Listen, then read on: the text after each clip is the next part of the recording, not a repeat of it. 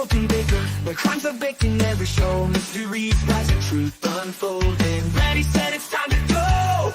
We say it's time to go. Whistling truth, battering news, makes the story solving the lies. In this kitchen, secrets are broken, with a spark in our eyes. In the broken baker's kitchen, the secrets crumble like sunrise. We'll sift through clues to find the rules, with a spark in our eyes. In broken rise, broken rise.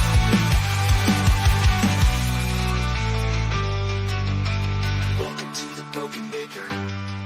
Get ready. Let's go.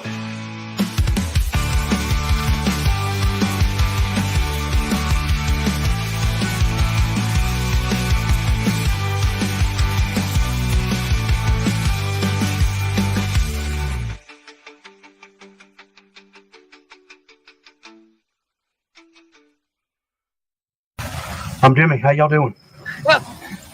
The most important people in this case that everybody seems to have forgotten in this room is the jury. So we're going to take a 15-minute break and both sides take a pregnant pause and think about the jury. Good morning, good evening, good afternoon, wherever you are, whoever you are, what if any you might be, and welcome to the second day in the McKinley Louisma trial, where he is being charged with redrumming and kidnapping a 20-year-old mentally challenged young woman who might have been pregnant at the time. Yesterday was a bit slow. Audio wasn't great, but hopefully today will be a little better. Tomorrow, just to let everyone know, Karen Reed will be in Supreme Court discussing the two charges that the jury found her innocent in. They will be arguing over if those two charges should be dropped.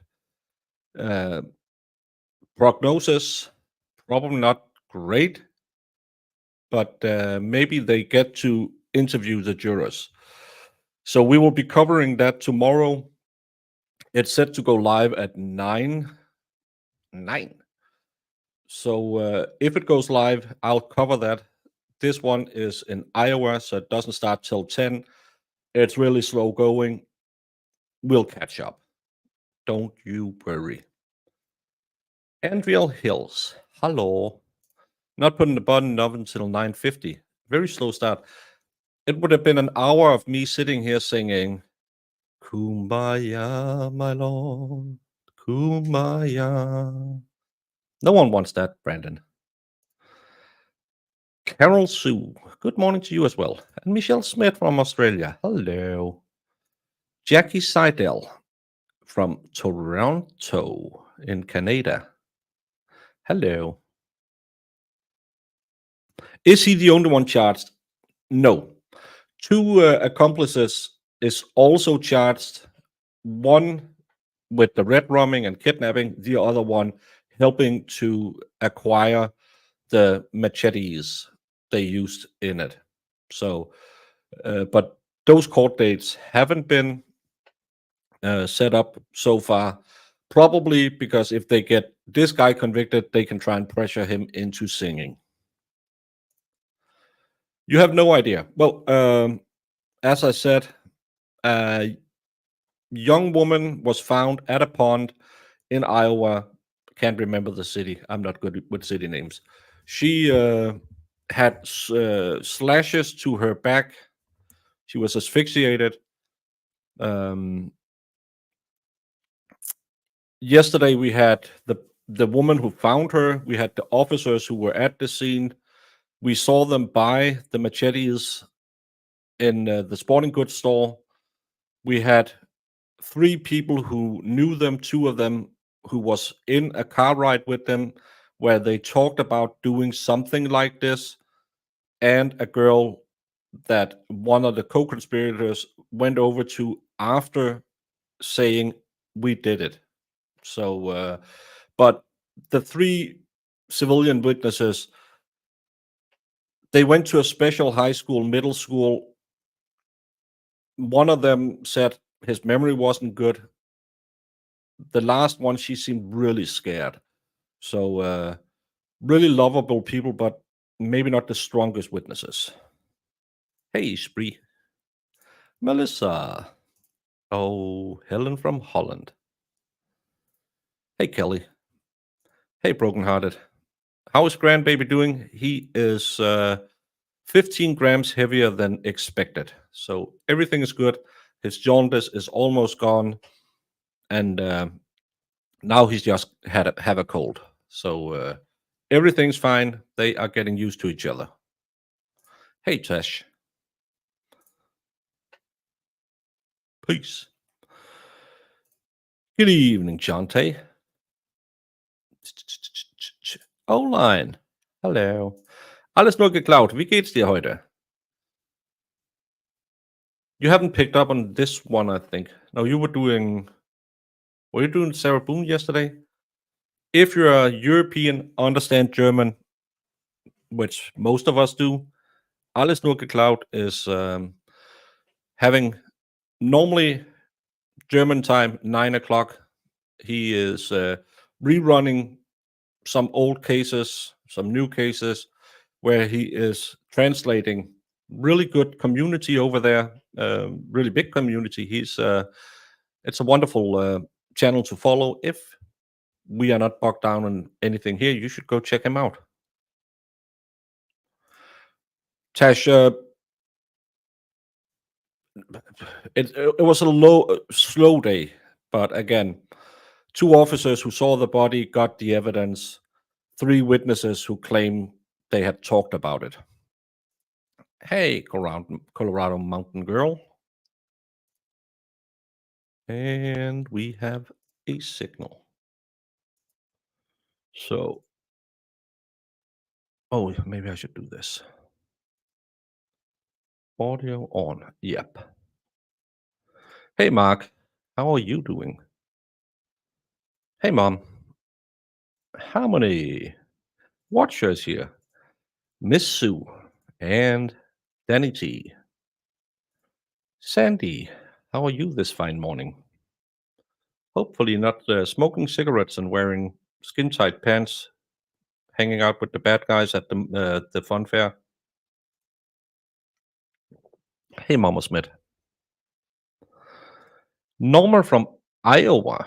Oh, so she can give us all the local knowledge. Hey, Katie. And Denise. Hello.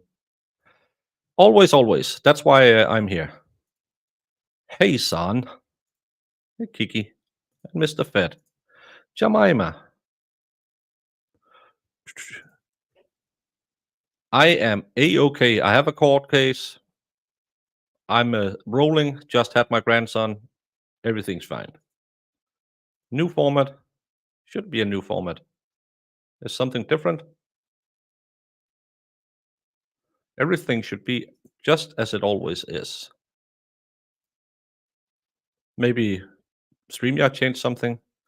It is election season, but the good thing about that, we won't be talking about it. I just hope everyone goes out to vote and remember, tomorrow it's all over. And all those people, the politicians, have made you hate because they voted for the other party. They are still your friends, family, co-workers, fellow Americans. So don't let the politicians divide you. Hey, Anne. You don't think your 8th grade German would cut it? Well, he is actually very good at pronunciation. I don't speak German enough so I can speak it fluently. But when you hear it, it pops back in, and he has a very good. He speaks very good German that's easy to follow. So if you want to revisit your German classes, there will be no grammar. You won't have to say Ich bin, du bist, er, sie, es ist, wir sind, sie seid. I can't remember it. Hey, Adi Bear. What do you mean it was a slow day? We're waiting. Well, it was a slow day yesterday. Kind of slow like me. And thank you, Brandon.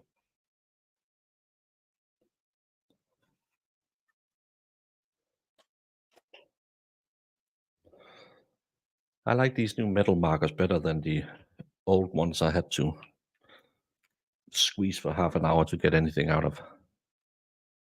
Hey, just a Dirk. My background looked different. I changed. Well, the chair is this much further back.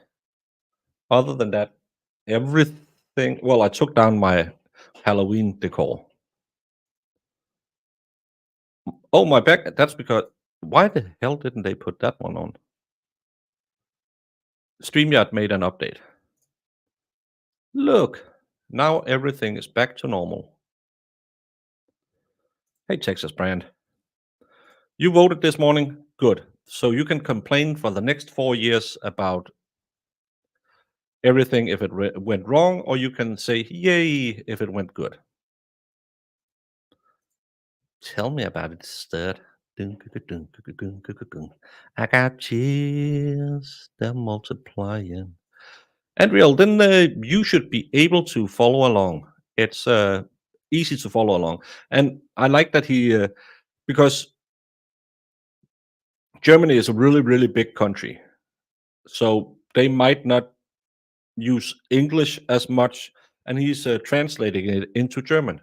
Amazing to watch. I couldn't do that in Danish.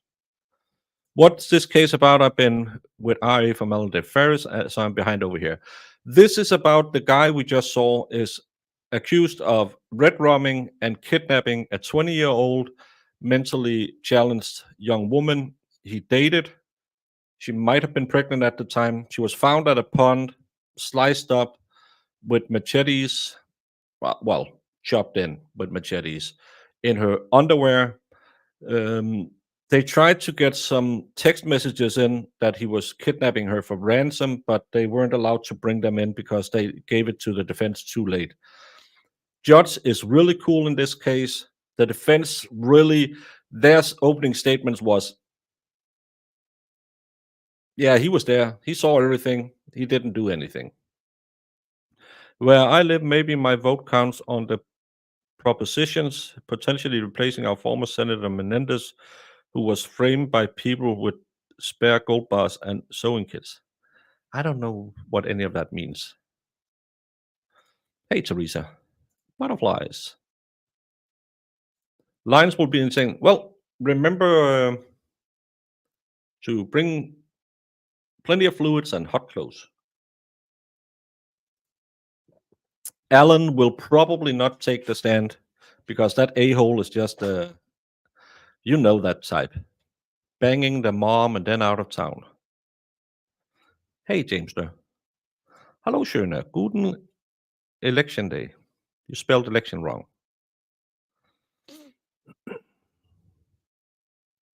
We are copacetic now. I don't know what that is. What time does it start? 5 minutes ago. It was supposed to start at 9. Whatever happened to the gold board? We're not filling it up, just quitting on arts and crafts time. It's right there. Right there. The Brandon board is still in effect.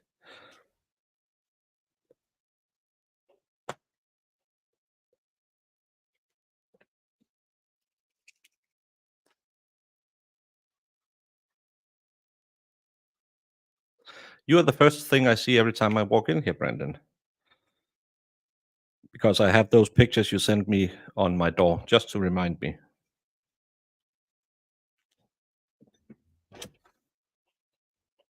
But thank you.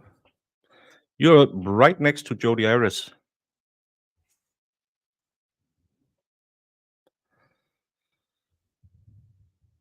I hope everyone takes the advantage of the right to vote. I voted last week in Texas.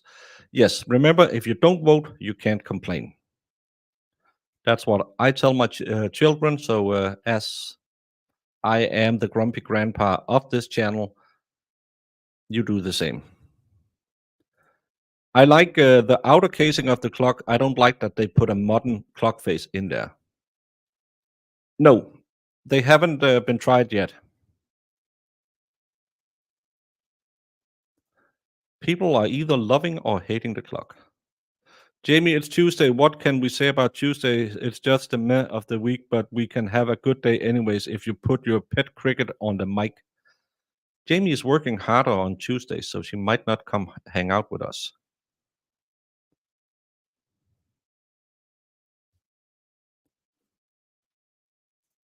Menendez took a lot of bribes, sold some of the money and gold into his work suit. Very smart thief. That's the way to do it. Why be in politics if you're not no, I shouldn't say that. Hey, Gata. It's Taco Tuesday. Tacos make everything better.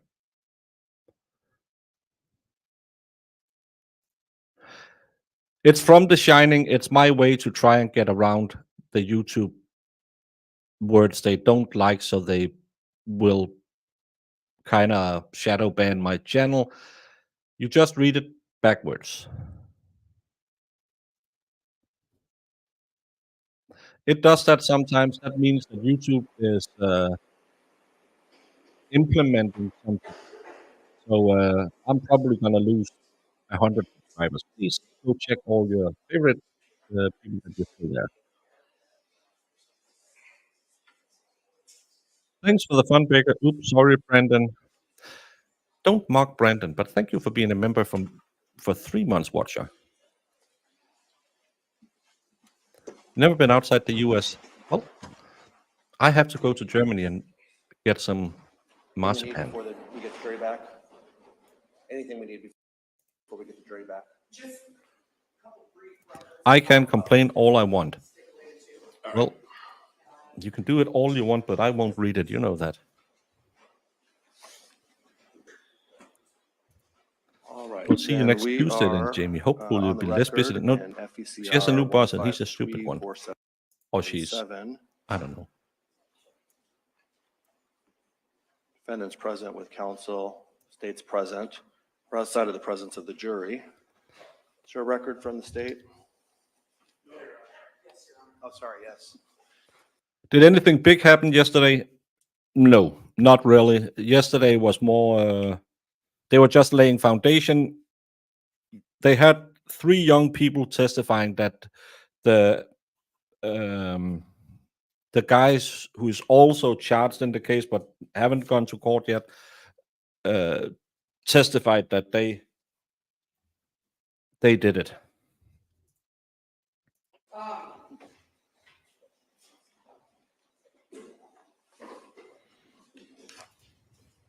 Judge, I just wanted to bring to the court's attention that Ms. Eimerman and I did discuss proposed exhibits, which would include all of 12 and all of 13 that the state intends to offer during this trial, whether it's today or tomorrow. In those exhibits, there are photographs of firearms.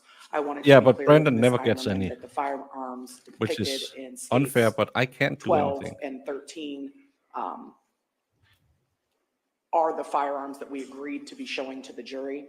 And after she had an opportunity to review the exhibits that I brought her attention to yesterday, That's and I apologize, the old I lady don't that have he the letters snuggles in with. front of me. We were in agreement that those were the ones that were permissible to be presented to the jury. Is that agreeable? That is agreeable, and I would note that Mr. Moore and I reviewed them. We reviewed them with our client, and that is an accurate statement. Okay, so these are not firearms that are implicated by my limine rulings? No, and I appreciate the court, or appreciate the state bringing that to our attention. They are different firearms at different locations. Okay. Any other record like that? No, Your Honor. Okay, great. Thank you for bringing that to my attention. Let's go ahead and have our jury.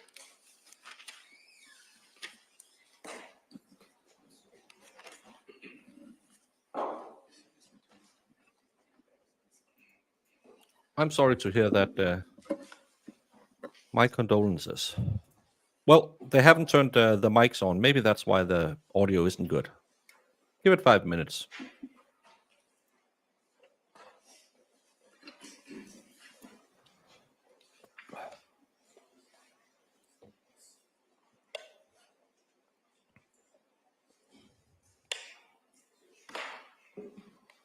Come on now.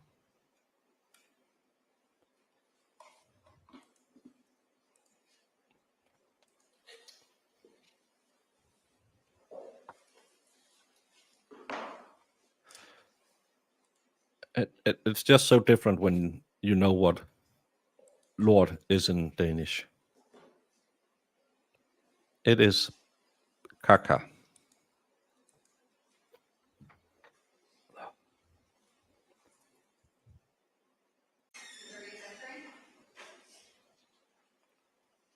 Well, it still hurts a little bit, but she had a good run. Imagine what she got to see in her life.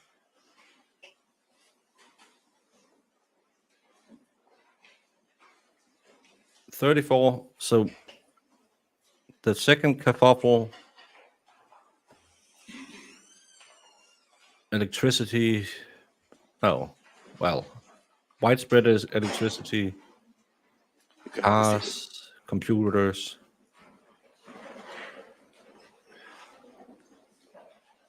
Yes, I was looking at that one too, Sue, but then this popped up instead. All right, we're back on the record in FECR 153477. Welcome back, jurors. When we left off, the state was in the process of presenting evidence. Is the state ready to present its next witness? Yes, Your Honor. You may do so. State calls Nikia Sloboda.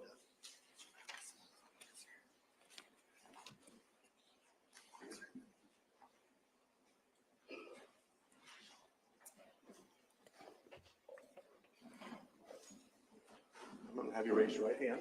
Do you swear or affirm to tell the truth, the whole truth, and nothing but the truth? Yes, Your Honor.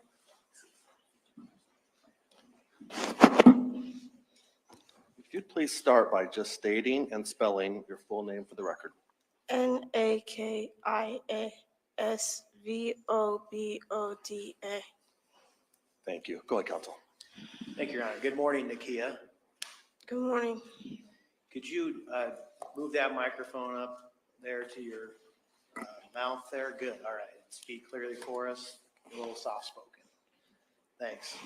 Why don't you first tell us a little bit about yourself? How old are you? 22. Where do you currently live? On the southeast side of Cedar Rapids. Where are you from originally? The state says it will probably take most of this week to present their case. Defense won't have much. The opening statements was just, he was there, but he didn't do nothing. Chicago. How long have you lived in Cedar Rapids? About 7 years. Where else have you lived while you've been here in the area? Iowa City. Did you spend some time also living in Hiawatha in a trailer? Yes, Your Honor. He's not, Your Honor. Do you know the defendant in this case, McKinley Louisma? Yes, Your Honor. You don't have to call me Your Honor. I'm not, that's him. I like it, but.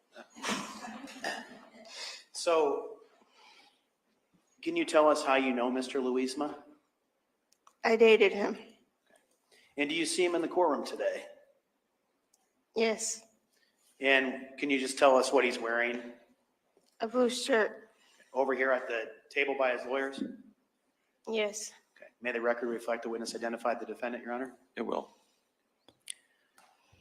So you said you dated. YouTube doesn't see likes and dislikes, they just see interactions. So even if you had disliked it, it's only me crying when I see that it's only 95% positive. But thank you so much for liking it anyway. Mr. Louisma. Can you tell us when you met with Mr. Louisma? For those of you who weren't here yesterday, all of the civilian witnesses I think they met in a special school.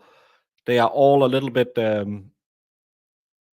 don't know what the technical PC term is, but they have challenges. I think we can say that. And if the defendant has it, Maybe because it seems like they all knew each other from that special school. In 2020, Can you tell us how you met Mr. Louisma? on a dating app. On a dating app? Which one? Tag. Oh, I have to download that. When you met Mr. Louisma on a dating app, how did the initial conversation go? We started talking and we gave each other our numbers and Have fun. Snapchat. And when you started talking with him after giving each other's numbers and talking on Snapchat, did you meet up with him? Yes. Did you meet up with him that day? Yes. And when you met up with him that day, what did the two of you do? Went to Lily Pond Lake. Is that the Lily Pond that's out? I don't get any messages. I can just see the statistics after how many liked and how many disliked. So, and if you go look at those numbers, you go crazy. I try to respond to some comments every day, but if you look too much at the like dislike, you'll just sit here and think, why didn't they like me? But hope but mostly I am in the 95 to 100% like. Only Jamie dislikes every one. It's a dating app. Hey, Peter A. Oh, I am now envious. Hey, I need some dating too. Up in Amana, down in Amana? Yes. And whose idea was it to go there? His idea. How much time did you spend together that first day? Pretty much the whole day. So did the two of you then hit it off? Yes. I think both sides have done really well because both of them knows these are fragile witnesses. And they seem so nice. I like them. Yes. Did you start dating each I other have after ugly that? feet. Yes. And how long did you and Mr. Louisma then date each other or see each other as boyfriend and girlfriend? Pretty much like every day. Did that, how long did that last until? This year. Did it last until February of this year? Yes.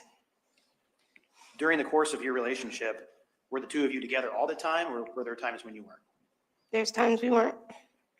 Would you call that an on-again or off-again relationship here and there? Yes. Did the two of you have some troubles during your relationship? Yes. What would you say were the main troubles you had during your relationship? Arguments and keeping jobs. Arguments and what? Keeping jobs. Keeping jobs? Okay. Was it difficult during the relationship for you and him to keep a job? Yes. Did that cause some problems with you guys? Yes. And when you had arguments, what were the arguments about? Basically jealousy. Was Mr. Louisma jealous of you talking to other people? Yes. During the relationship, would he keep tabs on who you were talking to in any way? Objection, relevance. Approach. You have to really tailor it to witnesses like this. And some lawyers can't figure it out because they just want to do the normal interview and it doesn't work because you'll lose the witnesses. But I think both sides have been really well at meeting them. So, and if they slip up a little bit, they just ask them in a different way. It's not. We have a prosecutor. She just starts yelling at people if they don't answer the way she likes. So she's really weird. But luckily, this is. I like both sides in this one. Objections overruled. You can We don't answer, know, Adi. If you remember the question, or do you need him to ask it again? You Ask need him it to ask it again. again? Okay. Would you mind repeating the question? question. During the relationship, would he keep tabs on who you were talking to in any way? No, No? no, Did you and the defendant end up splitting up sometime in the middle of 2023? yes, And do you remember when it was the two of you broke up? I was married. July I'm luckily divorced. Do you remember the day? 4th, So July 4th, 2023, you and the defendant split up? yes, And who broke up with who? me,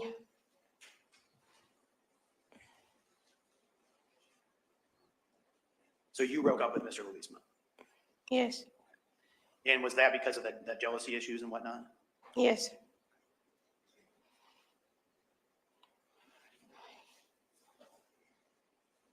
After you and Mr. Louisma broke up, did you start seeing somebody else?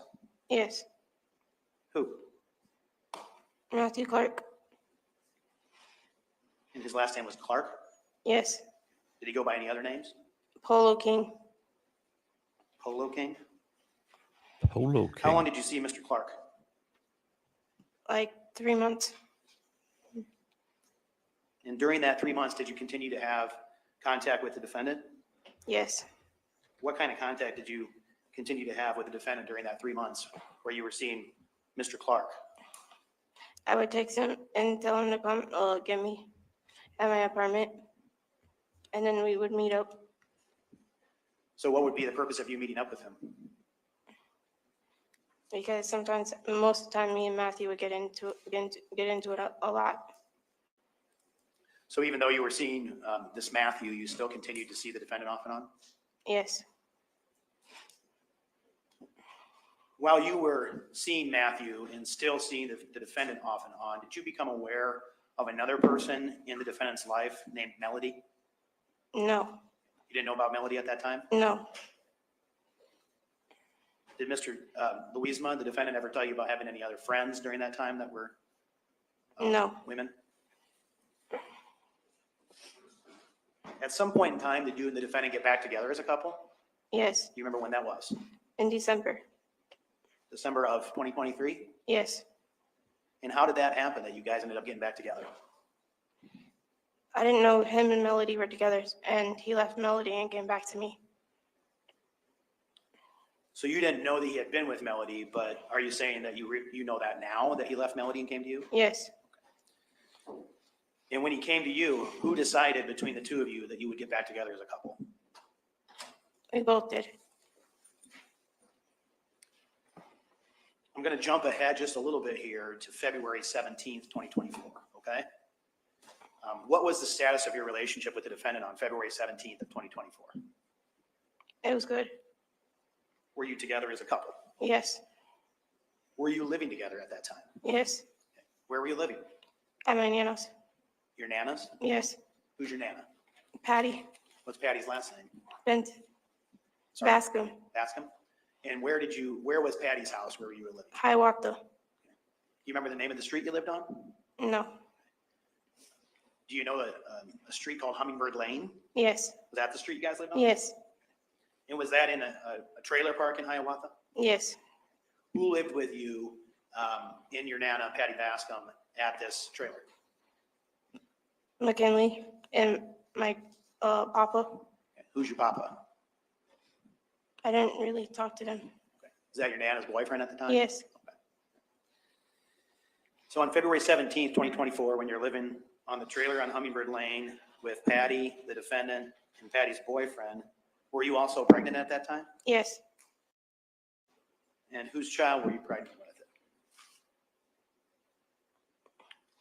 I didn't know who it was. Did you believe it could have been the defendant's child? Yes,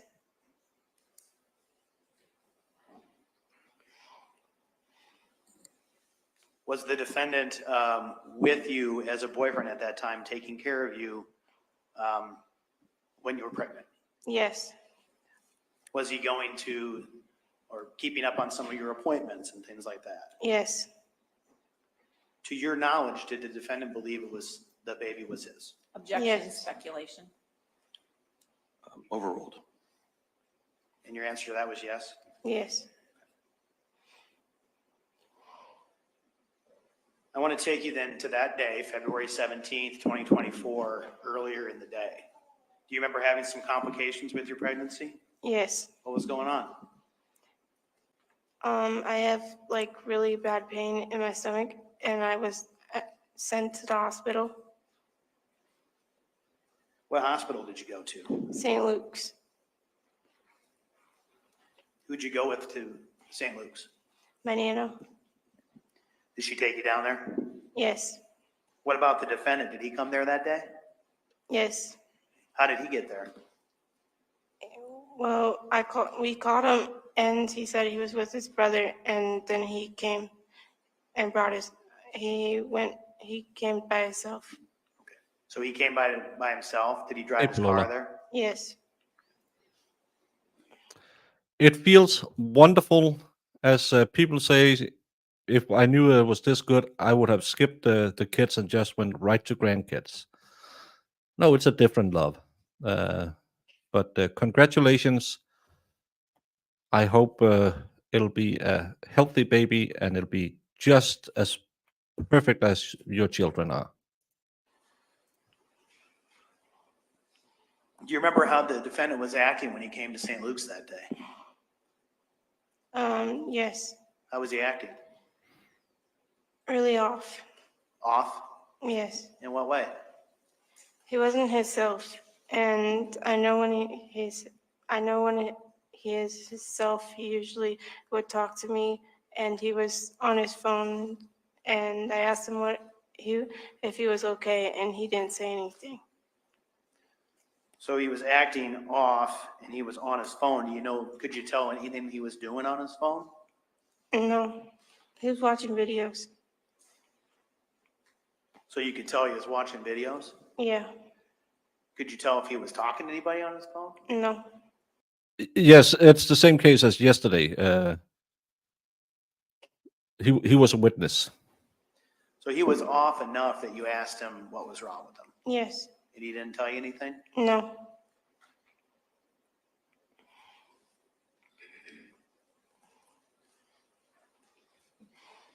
I'm going to stop there for now on February 17th, but come back to that to back up and ask you that after you got back together with the defendant at the end of December 2023, did you find out that he had been in a relationship with another woman while the two of you were not together as a couple? I did find out. And how did you find out the defendant had been in a relationship with another woman while the two of you were separated from each other? We got back together. When we got back together at my apartment, she called his phone, and basically she said that I answered it, and she said she wanted to talk to her man, and I was like, "Who's your man?" And she said, "McKinley." Okay. So I'm going to ask a couple questions about that. You said at your apartment. What apartment were you living at? Crestwood And where's that? on Edgewood. Is that here in Cedar Rapids? Yes. When did you move out of that apartment? In January.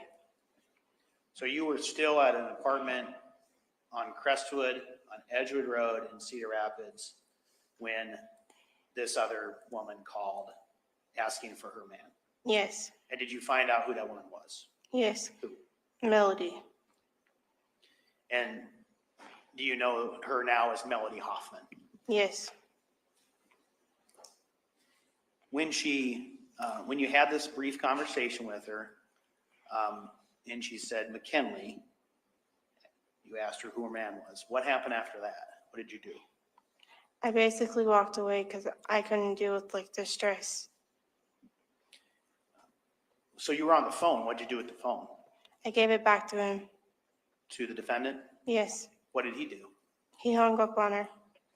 What happened after he hung up on her? She called back. Do you remember how many times she called back? No.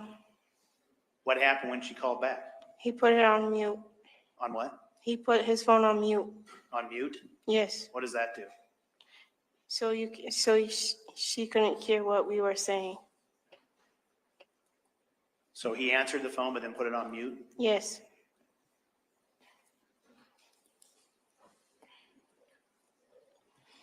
Were you present then while she was on the other end of the line? Yes, Did a conversation take place? yes, I'm not going to ask you what was said, but through the nature of that conversation, did you find out that the defendant had been in a relationship with her? yes, And obviously, well, I guess not obviously, did you find out that the two of them had broken up? yes. It's a lot of leading questions, but the defense doesn't say anything because they need to be leading.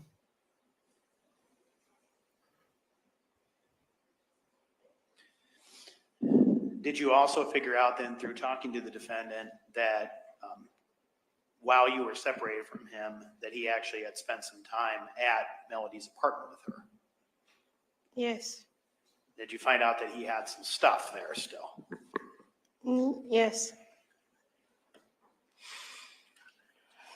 Do you remember when the defendant went to get some stuff from Melody's apartment? Yes. And were you with him that day? Yes. How would you describe the defendant's demeanor? I mean, like his emotions there. They're going to be just as leading on their questions. So they seem to communicate really well between the two teams. So I think because it is so special witnesses, they will allow a lot more leeway. That day.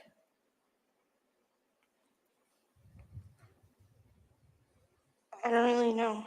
He just told me it was just a friend that he went to get his stuff from. And I waited outside the car. Do you recall where his stuff was when he went over to get it? Do No, you remember any of his stuff being outside? no, not that I know. I only went there once.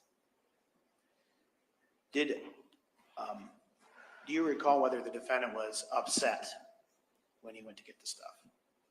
Yes. How do you know he was upset?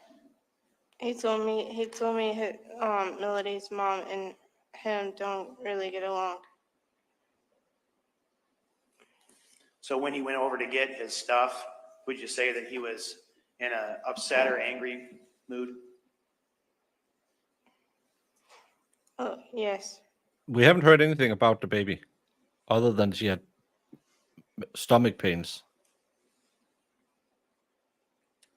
So you had this brief conversation with Melody where you could tell that she and the defendant had been together while you guys were separated. And then there was the issue with him going to get his stuff. Did you find out from that point up until February 17th that the defendant was still talking to Melody on occasion? I didn't even know. I'm sorry, I didn't know. you didn't know? No. We haven't heard. Did you have a feeling that he was talking to her? Objection, relevant, speculation. Sustained. At any point in time, did you do anything on your own to try to see if he was still talking to her? I usually went through his phone.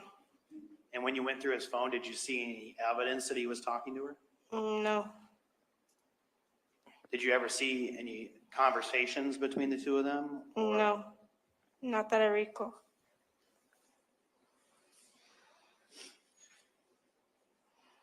At any point in time, did you become aware that Melody was sending messages to the defendant that he wouldn't respond to? No.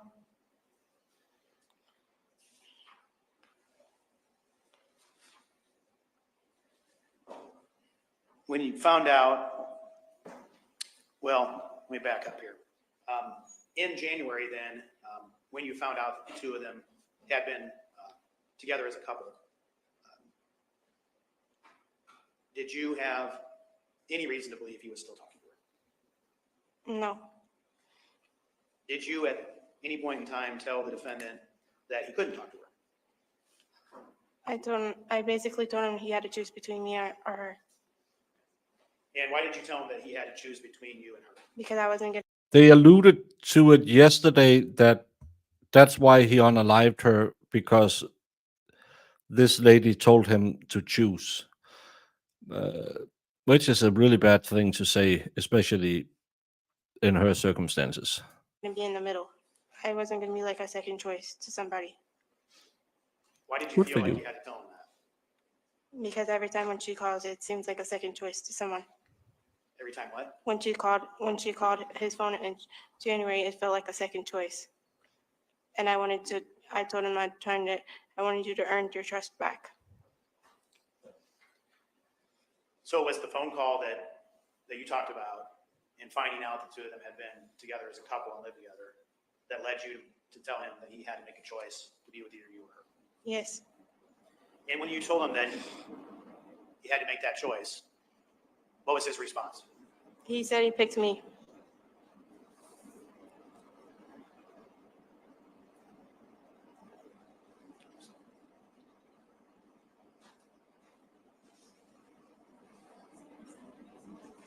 I want to go back to the night of February 17th, 2024. Do you remember being at your residence there on Hummingbird Lane with the defendant when he left for the night? Yes, Do you remember him leaving for the night? yes, I asked him where he was going. He said he was going to his parents. And you know where his parents live? Yes, Where do they live? 164 Belvedere Drive. Is that in Cedar Rapids as well? Yes, What side of town is that on? the Northwest. Is there a park or anything near that area? Yes, What park? Cherry Hill. And when he said he was going to his parents, did you have No, she can't be held responsible for him saying, her saying, "I don't want to be a side piece," and then he is choosing to underline. If she has said, "You go take care of her, so I don't have competition," then it could probably be something. any reason to believe he wasn't? No, I didn't. Want to ask you a couple questions about him when he left. Do you remember what he was wearing when he left? He had a ski mask with him. He has a ski mask with him? Yes, Did that stick out to you that he has a ski mask with him? yes. Is there anything else he was wearing that stood out to you? His boots. What kind of boots? His boots that he had for work. What did those boots look like? They're the black boots. Was he wearing the boots or carrying them with him? Wearing them.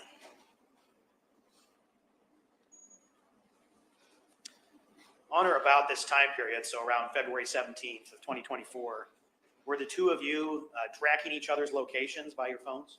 Yes, How were you doing that? he has like 360. Life 360? Yeah, and Snapchat.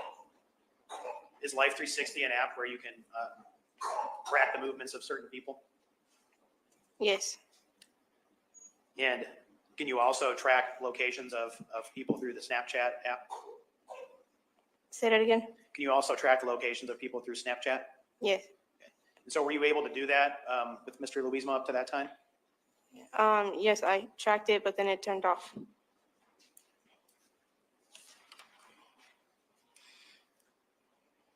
So at some point in time during the night, the location turned off? Do Yes.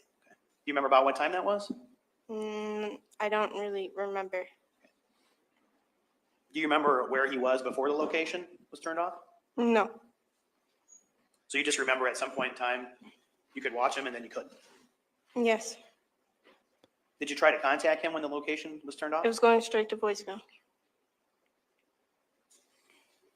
When Mr. Louisma is not with you during your relationship and you try to call him, does he usually call you back? Yes. Did he do that call you back that night? No.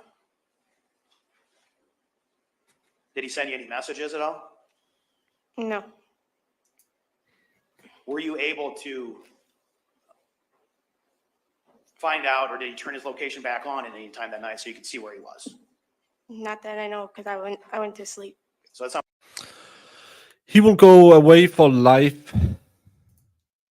Do we know this girl's age? Didn't she say 20? 22. No mention of any special needs. The ones I read didn't even have special needs for the victim. So yeah. 21 years. Somewhere around 20 to 22. At one point in time, you went to sleep. Yes. When did you see the defendant again? When he woke me up. you remember approximately what time that would have been? like 4 in the morning. So now we're at 4 a.m. on February 18th. Yes. It was like 4, around 2, I think it was like 2 or 4. So sometime around between 2 and 4 a.m. Yeah. What was he wearing when he came back? I don't remember.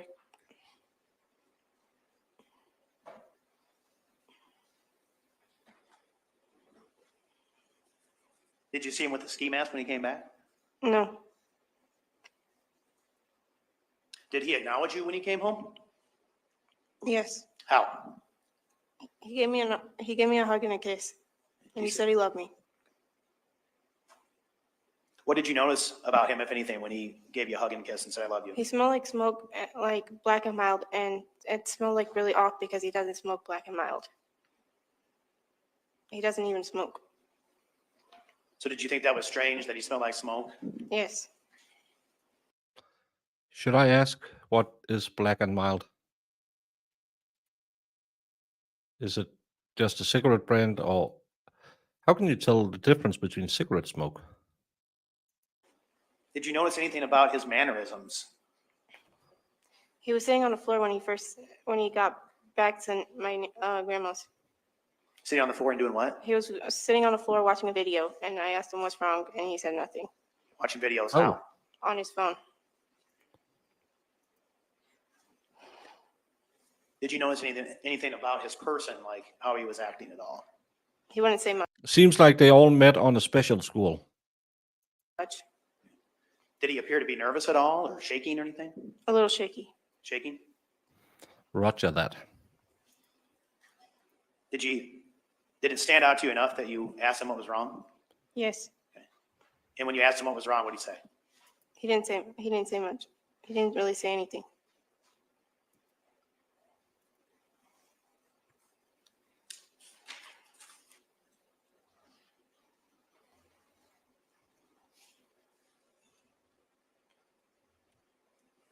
Does your Nana Patty have a son named Trevor?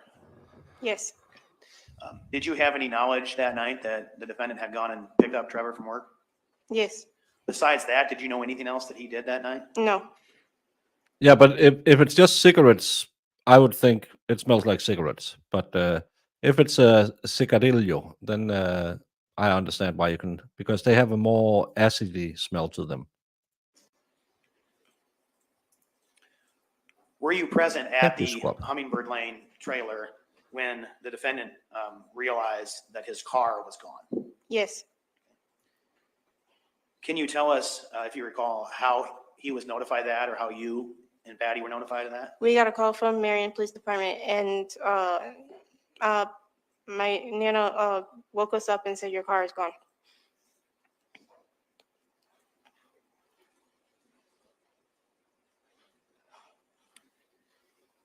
So you got notified by the Marion Police Department they had his car? We called, and they told us. And after you found out that his car was at the Marion Police Department, what did you and the defendant do?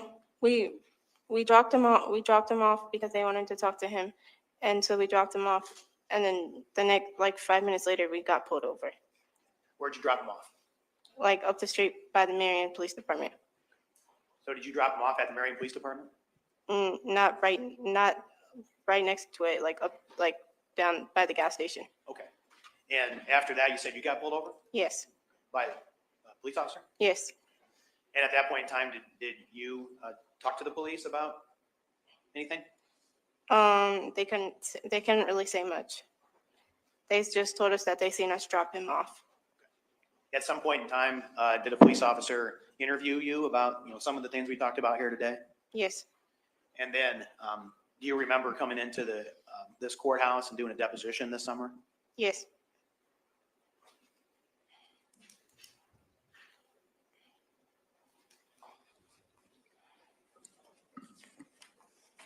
Just 1 second, Nikia. Excuse me, Your Honor. I just want to look for something real quick.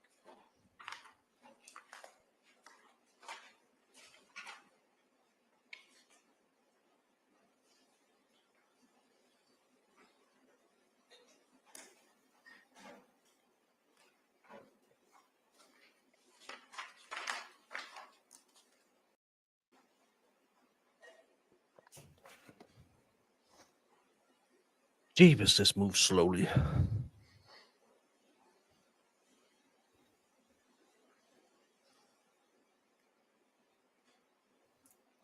Thank you so much, Palola's mom.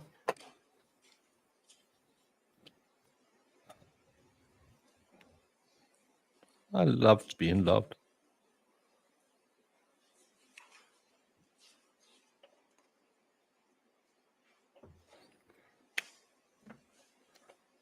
I need a cigar.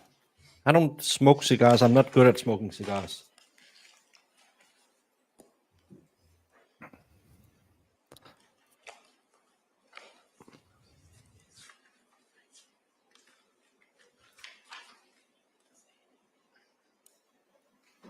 Hey, Corina. Welcome back.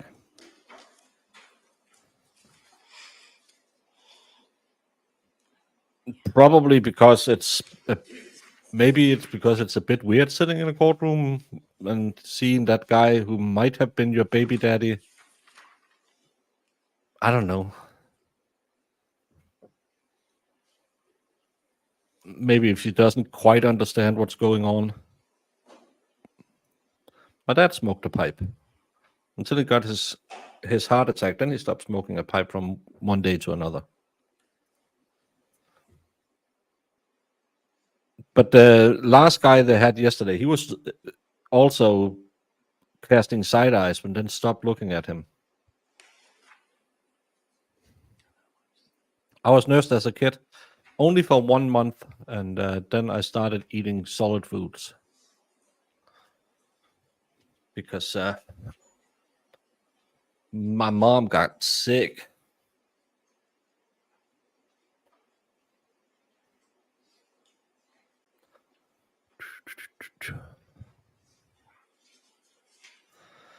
My dad had it's called Navy, I can't remember, but we have a tobacco company in my town. He was smoking that, and it smelled so good. I should have Thank you, Nikia. I don't think I have any other questions at this time. Cross? Thank you. Good morning. Good morning.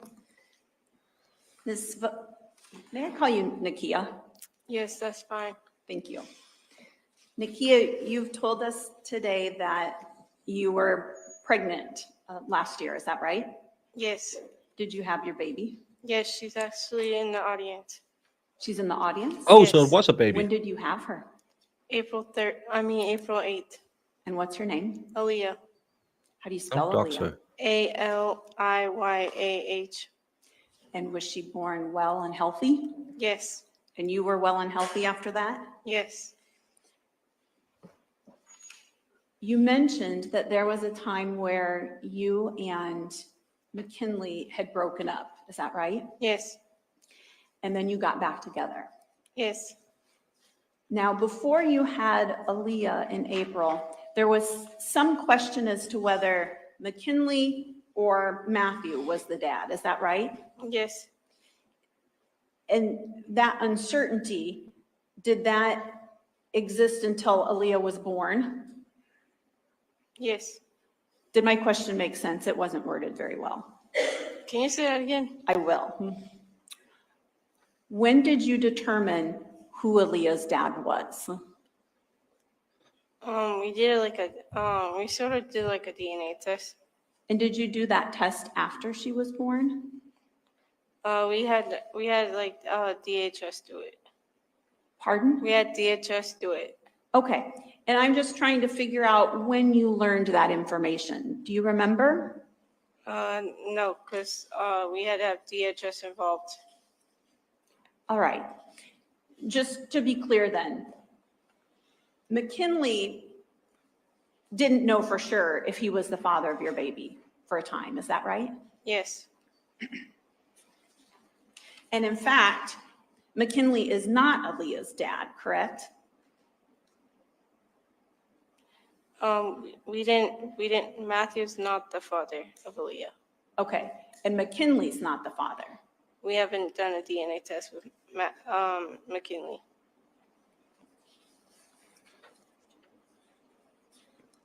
What?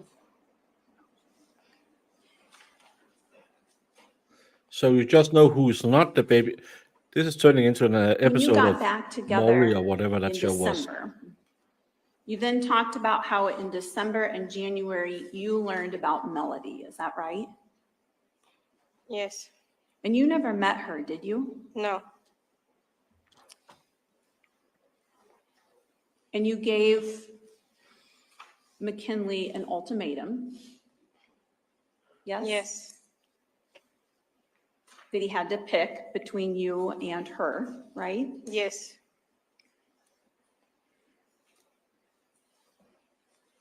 You had some trust issues with McKinley when you got back together, is that right? Yes. And you told us that you would check his phone periodically? Yes.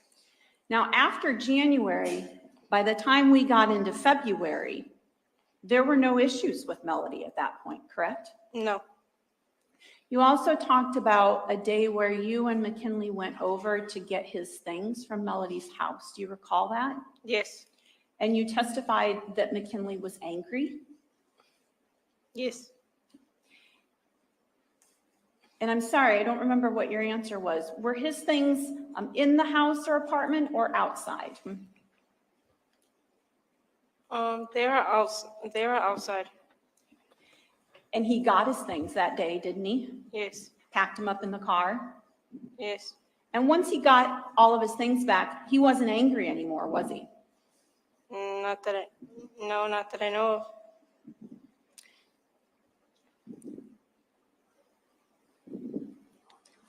You were with him, right? I was only with him one time, When he got his things, though. the first time. And after that, he wasn't angry about his things anymore, was he? He was angry about getting the rest of them. He didn't get all of his stuff. And eventually, when he did, he wasn't angry about that anymore, No. correct? No, he wasn't angry. No, he wasn't. Okay, thank you. And so by the time February rolled around, you did not believe or have any reason to believe that Melody was still in McKinley's life. Is that true? Yes.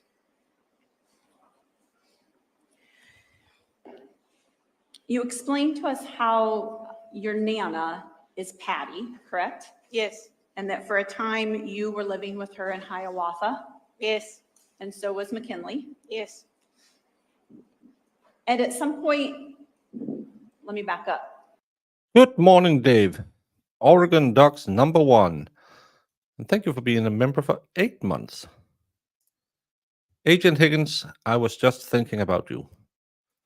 I remember the Mighty Ducks. Is it the same team? What was it? V formation or whatever it was, Duck formation? Good Do you movie. know someone named Logan Kimpton? Yes. How do you know Logan? He's a friend. Would he sometimes stay at your Nana's? Yes. At one point, Logan gave your Nana a machete. Is that right? Yes. For protection. Yes. And your Nana accepted it, correct? Yes. And then she put it in a closet. Yes. And as far as you know, that's where it stayed. I know. Yes. Up there. And before this date in February, you'd seen a McKinley before with a machete, correct? Yes. You'd keep one in his car for protection? Yes.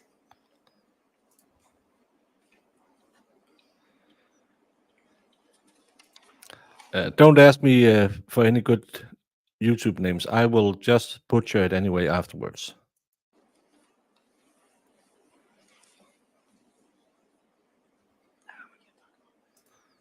Right.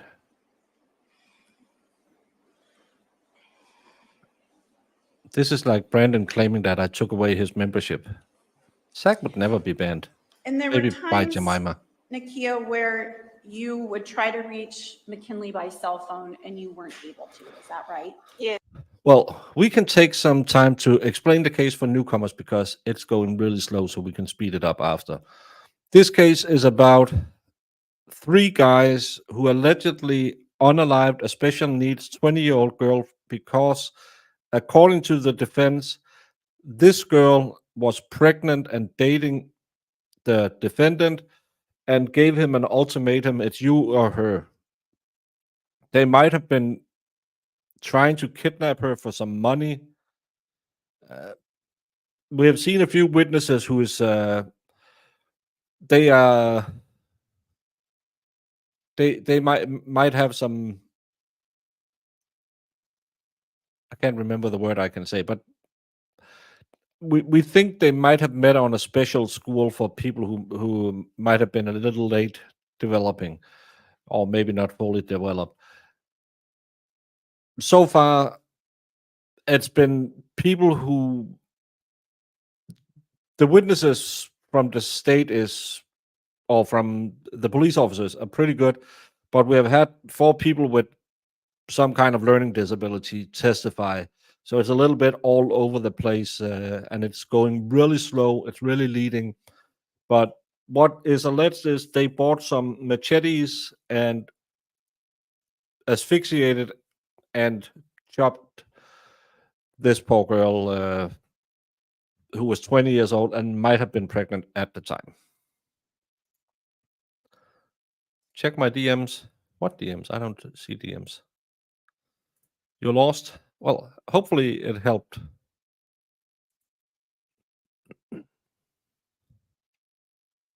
They have developmental disabilities. Yes. Cognition issues. Special education school. They're using kid gloves with the adult witnesses, so it's going to be really slow. Yeah, they have to do that because these people don't understand what they're asking.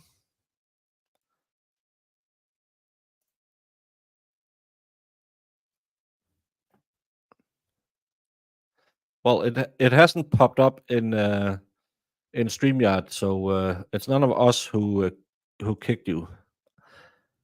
Maybe Brandon did. It could be Brandon pocket outed you. I'll go back and see if Brandon accidentally put you in timeout. Not just on February 17th and 18th. Nope, that's not it. Correct. Yes. And McKinley's cell phone didn't always have internet access, correct? Yes. It would depend whether or not he could access a Wi-Fi connection. Is that true? Sometimes he didn't pay it. And sometimes whether or not he could use his phone would depend on whether or not he could hook up to like the library's Wi-Fi, correct? Yes.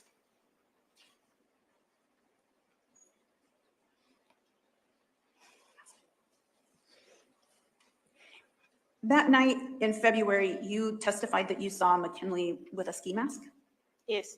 You'd seen McKinley with a ski mask before that night though, correct? Yes. Thank you, Nikia. I don't have any other questions. Redirect.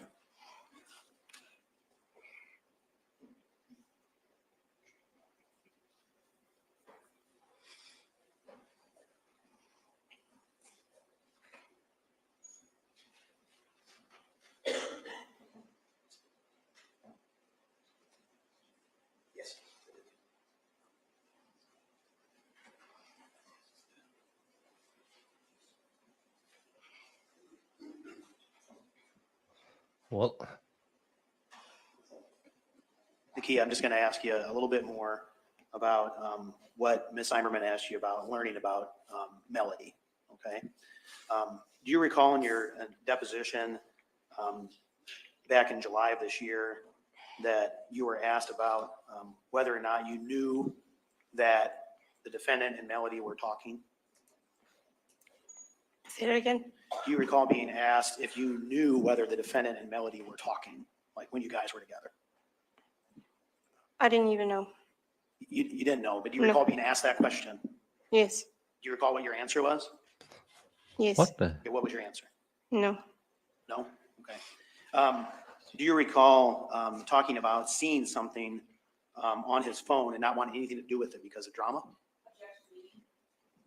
It's a yes or no question. Overruled. Do you recall that? Yes. Okay. What is it that you saw on his phone that you wanted to avoid because you didn't want the drama? Objection, relevance? Overruled. There They were like having a conversation, and I don't really know what they were talking about, but they were mostly on the phone, so I couldn't really listen to what they were saying, so I walked away. Did you see something on his phone, though? Yes, there were photos and videos. Photos and videos of who? Melody. And you saw those photos and videos on Mr. Louisma's phone? Zach, all I can say is you are not blocked on the channel. So did some other channel hit you with something? I don't know. And I can't see anyone blocking you or timing you out. Yes. What were they, photos and videos of Melody doing? There were some photos of Melody at her house, and then there's I can sexual still pull photos your and videos old on his super phone. chat up. Was Mr. Louisma in any of those videos? Yes. And what was Mr. Louisma and Melody doing in those videos? They were having sexual intercourse. When you saw that, did that lead you to believe that Mr. Louisma may still have been talking to Melody or may get back with her? Yes. Hey, Boosh. Is that also one of the reasons that you told him that he had to choose between you and her? Yes. And do you remember when you saw those videos? The same day I went in his phone in January and gave Jemima, him the then ultimatum. you can time him out again. Just don't say it to anyone.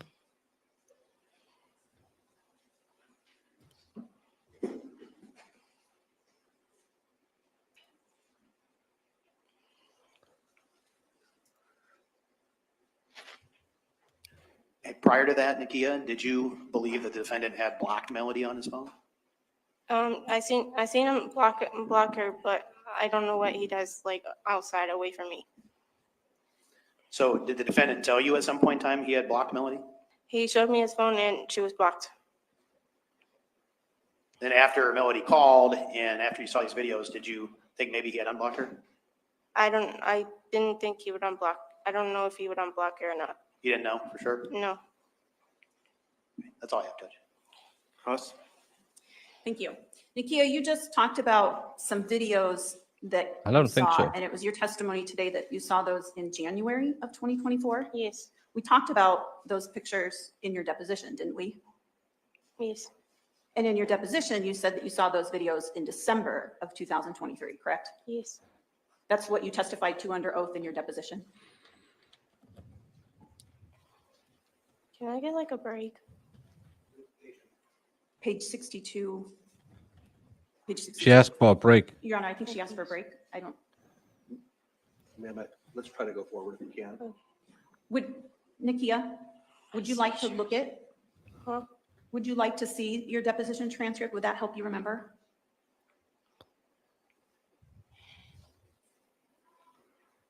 Come on now. No, Zach is a felon. He Yes. can't vote. That's fine. I'm sorry, I didn't. Yeah, can I do that? Yes, may I approach Judge? You may. No, the woman said, I think she asked for a break. Can we do that? And the judge said, let's try and move forward. And counsel. It wasn't the woman, it was the judge who wouldn't let her. We don't know. We haven't heard anything about it. Yeah, I'm going to. I'm stressing out. I'm going to ask you to read page 62, just to yourself, okay? Starting at line 14. Will you let me know when you get to the bottom of that page, please? This is this page. Pardon? Zach, you better bow down to them, or Jamie will send you a sternly worded letter. Bow down before the YouTube gods and promise to never espouse the virtues of parenthood. That should definitely not stick around for the kids. They should. But I'm not sure that if you don't know who the dad is, it's a bit hard to find out and make him stick around. You said this page. Yes, page 62, starting at line 14, to yourself, please.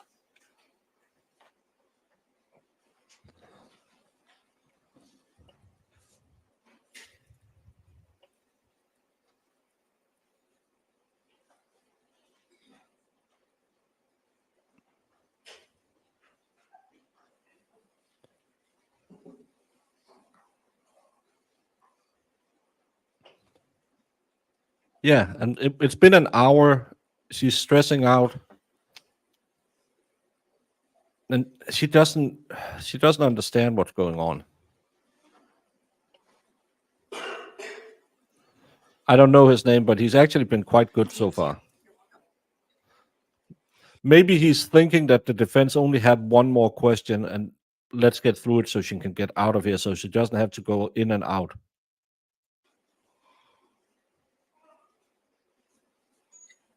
And just so you have a chance to see that whole part, I want you to now look at the top of page 63. And read those first few lines again to yourself and let me know when you're done, please.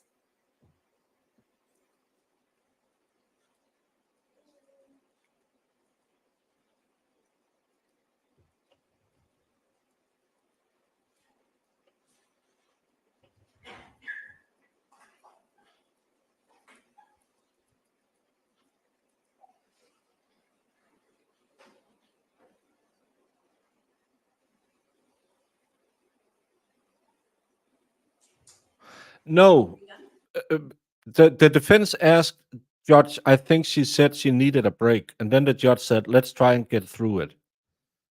The defense was the female voice saying, "I think she need a break." The defense is actually quite nice to her. You shook your head yes. Is that a yes? Yeah. Thank you. They are talking a lot about Hiawatha, which is a Nikia, cartoon.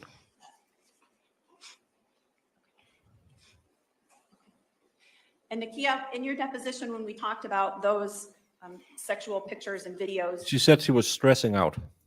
you indicated that those were seen in December of 2023, didn't you? Yes. Thank you, Nikia. I don't have any more questions. Any redirect? Yes, Your Honor. Key, I'm looking at the deposition here too, and were you asked in that deposition originally when you first learned that Ken had been talking to or dating another girl? Yes. And is that when you said December of 2023? Yes. And do you remember being asked whether you ended up looking her up on Facebook? Yes. And was that also in 2023? Yes. And you also mentioned some pictures in here, seeing some pictures. That goes into the next page there, page 63, discussing these videos, right? Yes. Right. So you looked her up on Facebook and found out in December of 2023 that Ken had been seeing Melody. Are you sure that you saw the videos at the same time, or did you see the videos in January like you told us today? I seen him the same day Same day as, in December. was it the same day that Melody called on the phone? Yes.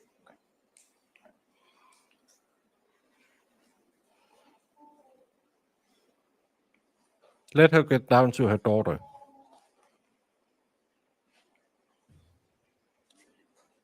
Thanks, Nikia. That's all I have. Any additional cross? No, thank you. All right, thank you very much, ma'am. You're excused.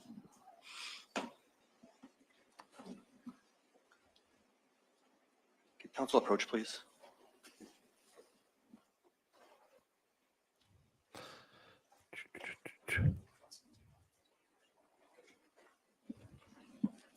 Judge, the next witness is a longer witness. We're going to take our morning break a little bit earlier today. Won't we be in recess until 10:30? 20-minute morning recess.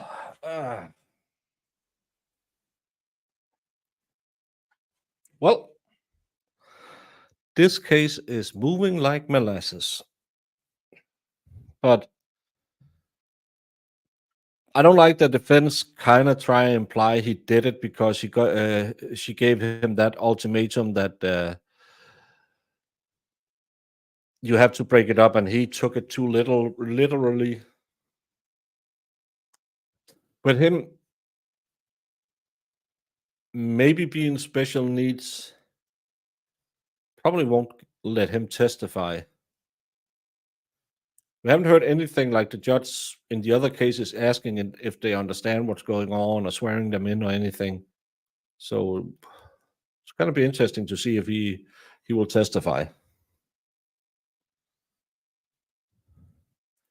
I never get the judge's name. I can't remember them. Hello, Zach. Welcome back.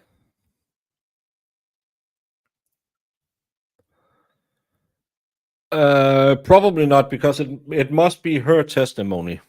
And I don't. Wouldn't you have to be so mentally impaired that you would lose guardianship? I don't know if you can do.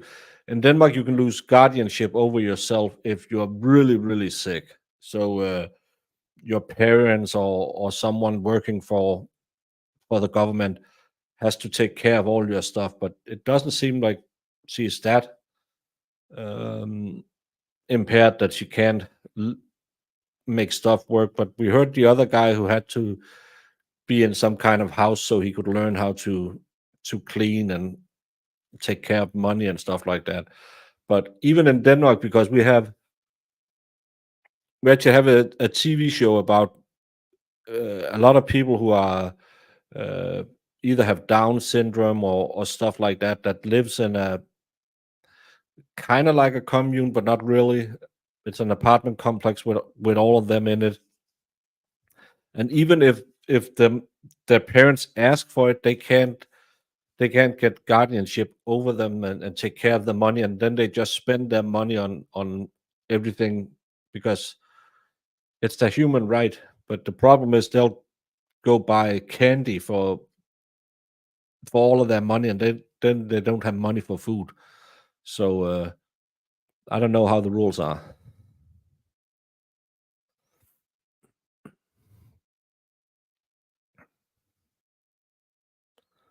When you take a narcissistic voice away, we tend to panic and threaten nuclear destruction. Well, I don't. Maybe crazy. Likely, yeah, he was at a group home, but we don't call it that. It's not really a supported living. They get their apartment, and then they have some people who will go and check up on them. But actually, one of the things a lot of the parents complain about in that series is because they must live as normal a life as possible, they end up actually being worse off than before when they were in more institutionalized surroundings, because they don't they can't take charge of their own life, and they're just sitting there looking out the window and doing nothing. It's kind of like old people in an old folks home where they were supposed to be activated and do stuff with other people, but in the end they're just sitting there looking out the window because no one takes care of them. So it's they do have like clubs and jobs they go to, which is kind of good. But when it's holidays, the parents have to do everything because they can't decide anything on their own.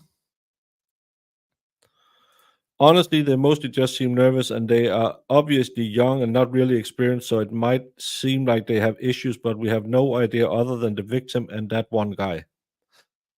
Always Jamie ruining my stories. It's like marriage. Call them group homes for special needs. Okay. If she has custody of her baby, she's not in a group home. Yeah. But again, they have the human right to live their life, and their parents are sitting there saying, but they can't manage their own life. But it's the human right tribunal in the EU, so they don't make smart decisions.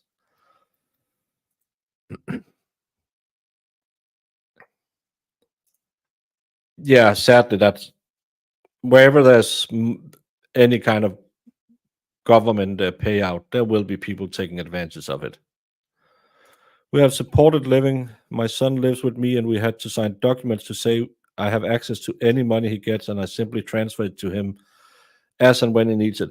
Yeah, that's what they will have to do as well, to say, okay, he can only have X amount a week, because one of them is really fond of the small, I don't know what you call those, we call them cocktail sausages or cocktail wieners, the small little ones.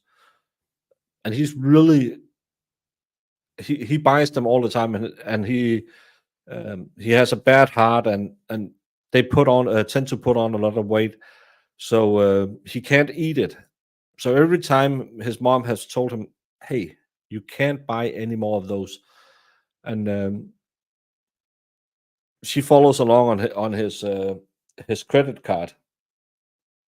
And when she asked him, "Oh, so you're down shopping? What did you get?" "Only what you told me, salad and all of that, and maybe a little."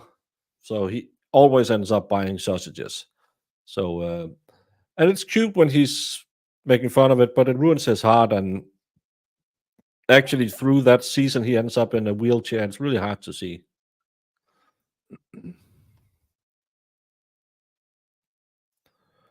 Yeah, something like that.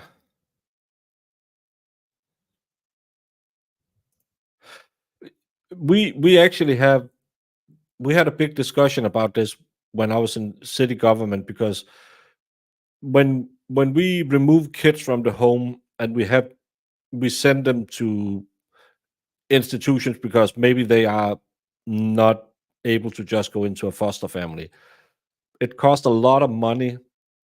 And then we had one saying, well, they can just come home and get an apartment, and then they have a I don't know, a contact person who will come and make sure everything's okay. So she just wanted 15-year-olds to live by themselves. Yeah, that's a great idea. Nothing could go wrong if you have been treated really poorly during your childhood and just being sat alone in an apartment. Never any problems. Yeah, chopping the legs off of me.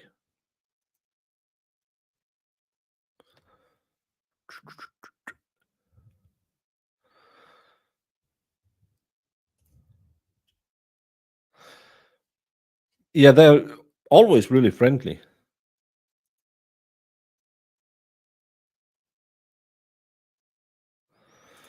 Actually,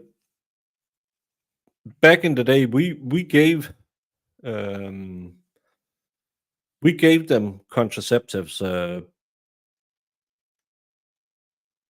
because they don't understand the ramification, and they have a low impulse control. So there's a lot of spexing going on. So back in the day, they would be given uh, for the female would be given the pill simply because they don't understand that fun times can lead to hard times.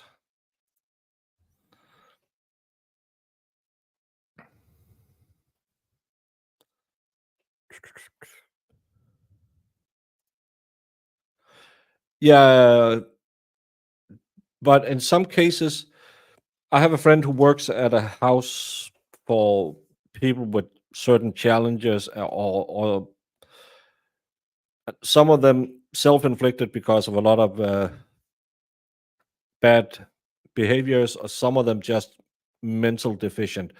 Um, and the worst part is it's their home, so they really can't.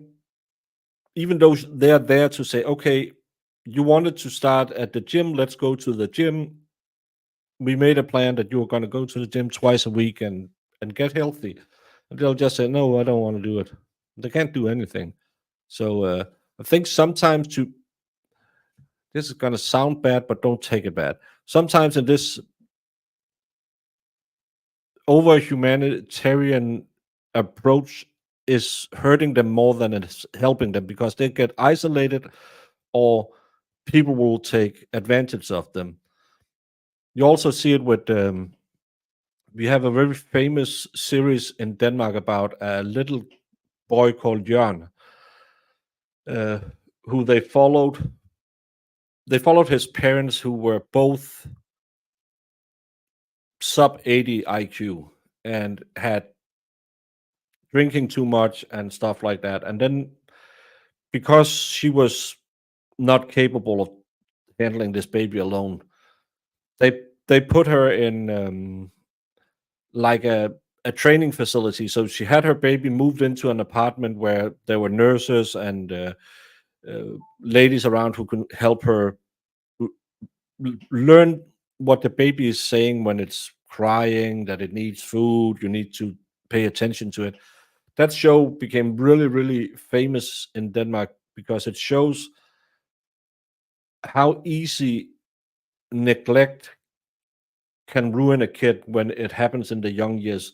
Even though the women working at that facility is trying to give him all the comfort and all the skin to skin eye contact and all of the stuff that it's believed in psychology that you need, the mom is more worried because her boyfriend don't want to be there. He want to go out drinking. So she's more worried about him and can't take 5 minutes and just sit with this kid, and constantly is moving around, doesn't care to watch the kid. And I think it's only 6 weeks after he's born, he's removed from the mom and sent into foster care. But he never got past it. Grew up, had very severe autism, ended up in one of these group homes or protected living institutions, and did the devil's letters. And the people around him that sold him, they made him do all of these. In Denmark, we call them quick loans. You know, the 27% interest loans.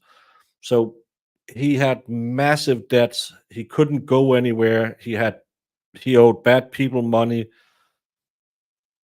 And all of it stemmed from just 6 weeks of bad childhood. It's really, really heart wrenching to watch. But everyone who takes psychology in Denmark will see that those three. It was a television show, but they will see those 3 videos because it shows how important it is that face to face with your babies.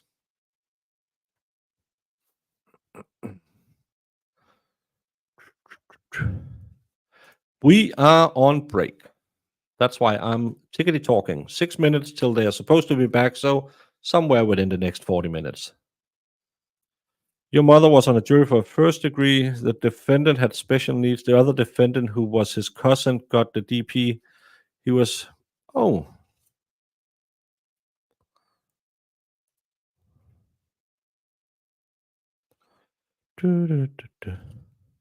I was just getting blocked too. I think YouTube is acting up. How dare I say parents are necessary? Well, I'm old-fashioned. I think that, and I told my daughter this as well. When you are breastfeeding, all of that, even though it's can take a long time, don't do the tickety talk. Make sure, enjoy him, look at him, because in the beginning the kids only learn by mimicking you, and they need a lot of eye-to-eye contact. Because, as you know, Zach, and I know you have talked a lot about Erikson's development stages, and you know that it's really important so they can form their own. And I just think it's really good for kids to get a lot of loving.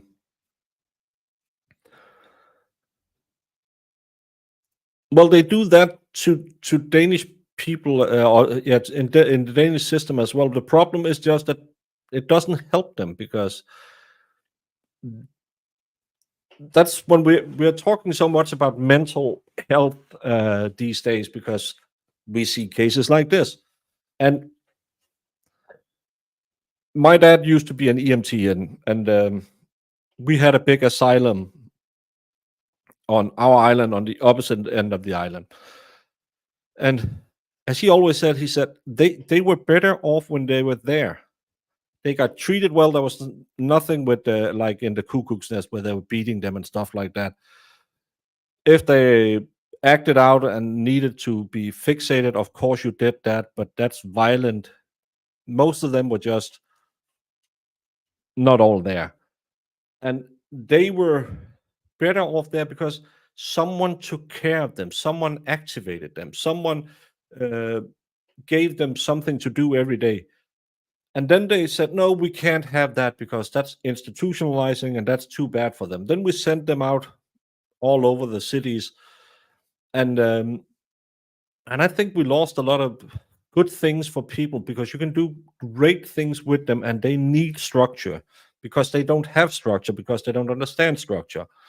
And I'm not talking about locking them in a cell or anything. Make some great area, institutions they can be at, be treated humanely, make sure they have what they need instead of just chucking them into some apartment and say, hasta la taco, we'll take care of you when you are totally broken because you just sitting there drinking or smoking weed.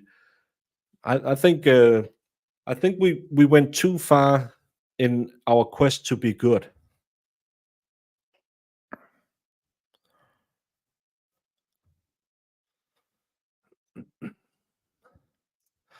Yes, but it's also really important for the kid to have that early connection to form their identity. Because is it Erickson or is it Foucault? I can't remember, but there's a lot about the early stages that's really important for the kids. So, and again, the parents weren't all there, so he's probably had a lot of nature going against him, but it's harder to break bad nature if you are not given the resources to break it. In Denmark, we call them dandelion kids because a dandelion can go through concrete. People who was born not with a silver spoon, but the opposite, they can grow up and be great if they just have a network that can support them, even though they might have certain hindrances. And again, autism is also something you can learn to live with and learn to tackle if you have a great support network.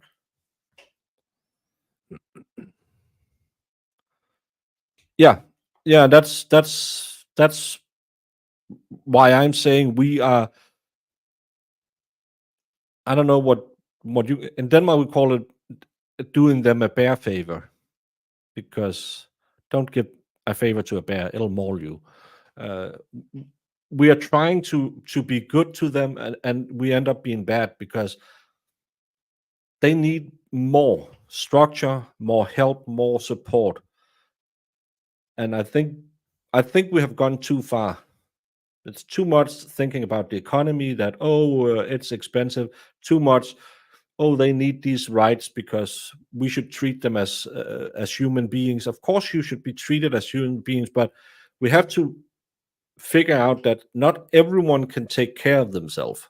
Not everyone can take a shower every day, eat 3 meals a day, clean their house, make sure that they get enough food and water.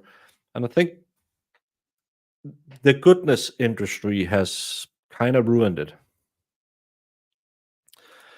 Everyone should go on the Discord while we are waiting and voting for Danny T's goat in the Jamie wants to see your pet room. Redrum is in the lead. You should call it Jamie if it's loud. I'm just saying. We're still working out the best way to support folks who need it. We will always be working, but I just think that we might have regressed in our quest to help people. Is this that Karen Boone? No, it's not that Karen Boone trial.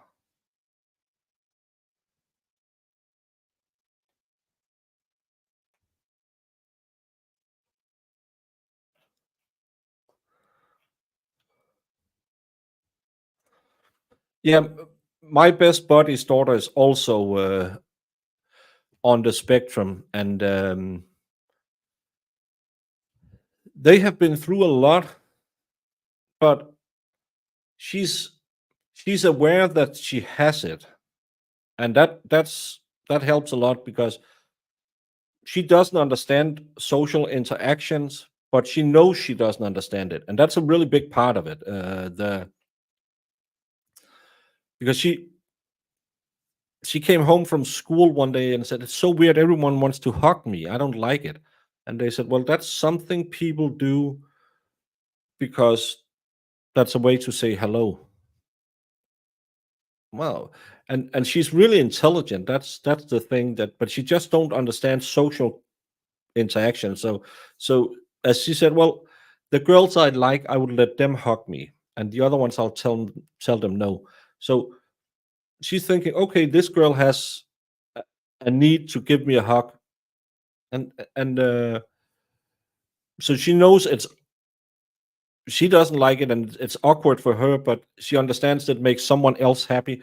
And I think that's but there's a lot of people who will never be that functioning. I had a case with a guy who was, when I saw the charges, 76 charges against him, most of them for assault, indecent exposure. And then they wheeled him in. He had a non-measurable IQ, but believed to be below 20. Below 20 is when you can't do anything really other than breed. The rest, it just happens. And he had lived at home with his parents, and they were sitting in the courtroom. It was really hard to see a mom and dad just look at this kid, and he didn't recognize anyone, couldn't say his name, couldn't do anything. People like that, you can treat them as well as possible, but he then was moved into a place where he had to live in a room, and he got frustrated because it wasn't his normal room. And then he did this when he was frustrated. So he hit when they were trying to calm him down because they couldn't talk to him. He didn't understand anything. So this is an assault. So that's where he had all of these assault charges. And again, he has a very low impulse control. So whenever he felt like it, and they had a lot of that's indecent exposure, but we said no, it's in his room. You walk into his room. If he's strangling the monkey, that's fair. You should knock, make sure that it didn't happen. And if it still happens, it's his room. He doesn't understand it. But it seemed a lot like, because if he got classified as violent, they would get a higher amount of money to help him. So it seemed kind of like a money grab. Oh, we have audio.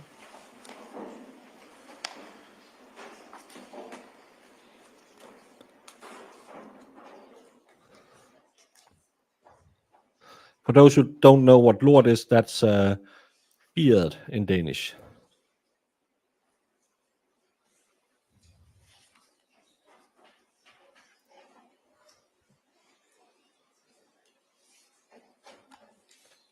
That's what they say, girls, because they don't act outward.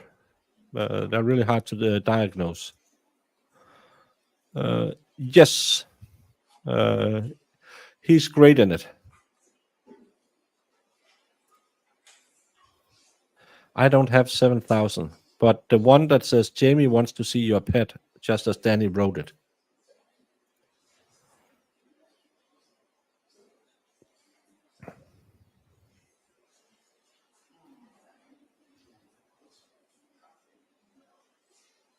Come on now.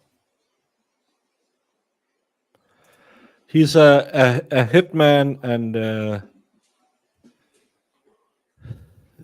he hides his undercover cover is that he's an accountant, and then he's called in to do a forensic accounting at a firm, and then it kicks off from there. Okay, movie. I don't want to see your clock.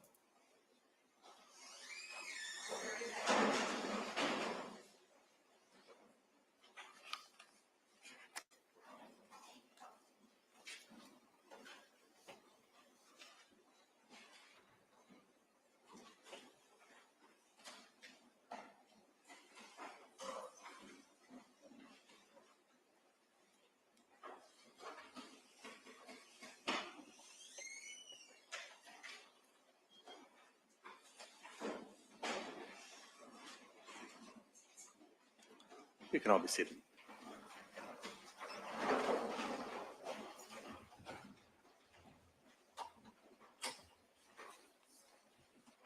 All right, we're back on the record in FECR 153477. Is the state prepared to call its next witness? Yes, Your Honor, the state calls Megan Hoffman. That's the mom of the victim.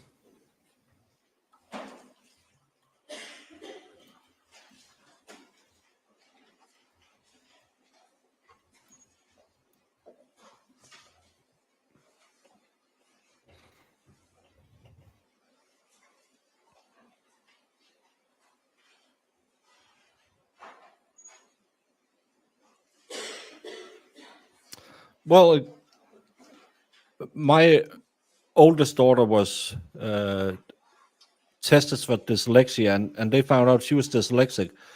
She was an A-grade student.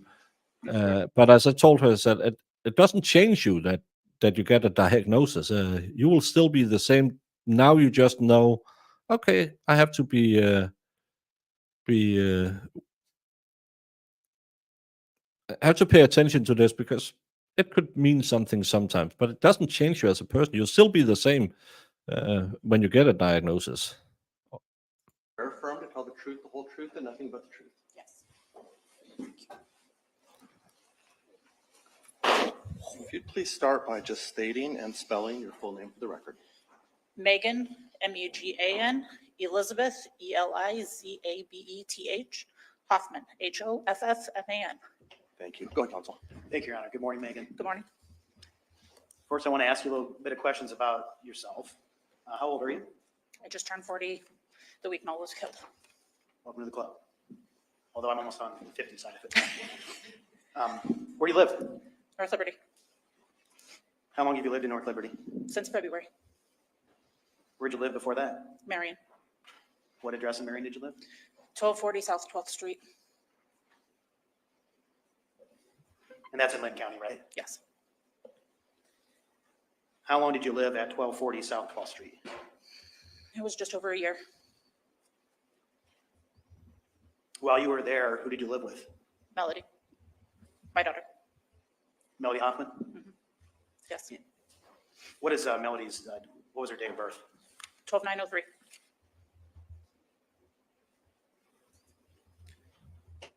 So in February of 2024, was she 20 years old? Yes. In December of 2023, she was 20 years old. And what were you doing for a living then back in February? I work at a mechanical contractor as a, I do a lot of stuff there. I don't know that I have just one title. But I just celebrated my 8th year there, so I've been there for a while. What company is that? RMB Mechanical Contractors, or RMB Company Incorporated.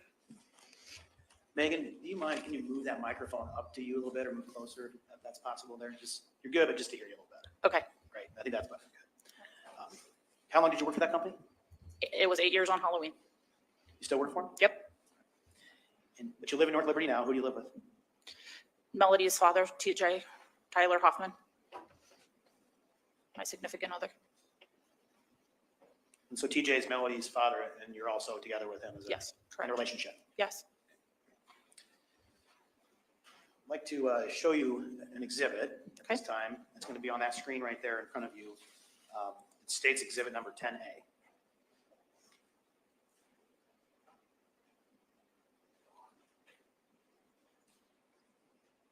Do you see that? Not yet? It's black. Okay, sorry.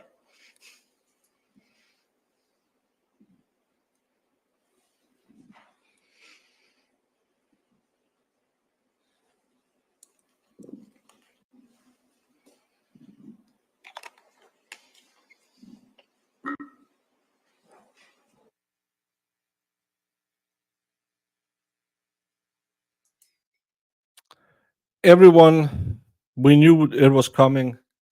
Sarah Boone has filed for a new trial, asserting that because she wasn't given court-appointed counsel, the court erred in denying her the counsel that they didn't give her the continuances. So I will probably read that at some point.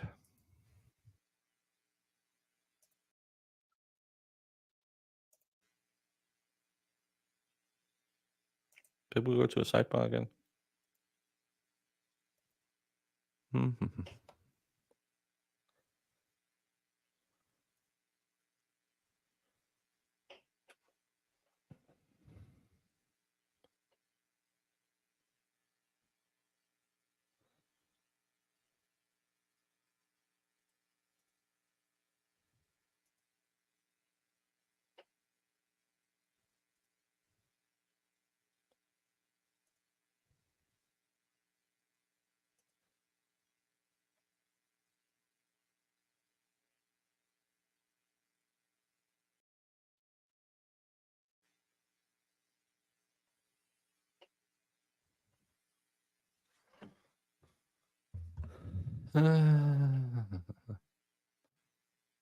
The defendant asserts that she's entitled to a new trial on the grounds the court erred in ruling the defendant is not entitled to court-appointed counsel.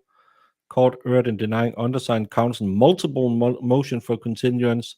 The court erred in failing to grant a new trial when the alleged victim's family caused an emotional outburst in open court. The trial court failed to disallow the opinion testimony of the state's rebuttal expert witness, Dr. Tonya Werner, after the state failed to disclose before trial that the witness has formed a new opinion, which the state didn't know. The state committed prosecutorial misconduct by essentially making a second closing argument instead of a rebuttal argument. We've seen that multiple times. Yeah, that's not going to go anywhere. In the above styled and numbered case, the defendant had approximately 7 court-appointed attorneys, 8, prior to undersigning counsel taking her case. Undersigning counsel took the above case because he was concerned that Ms. Boone would not have an attorney. The above case was very complex, even for a seasoned trial attorney. That wasn't that one. It was apparent to undersigned trial counsel that Ms. Boone would be grossly ill-prepared and unequipped to handle a trial in this matter, or in fact to handle any other phase of the trial.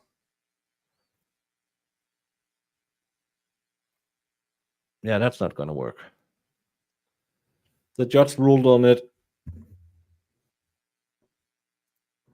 You tried it at court. Hey, Rianne.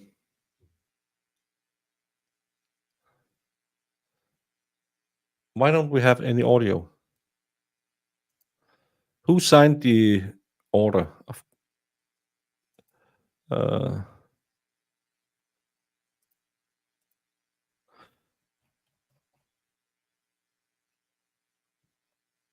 on. Why won't it work now?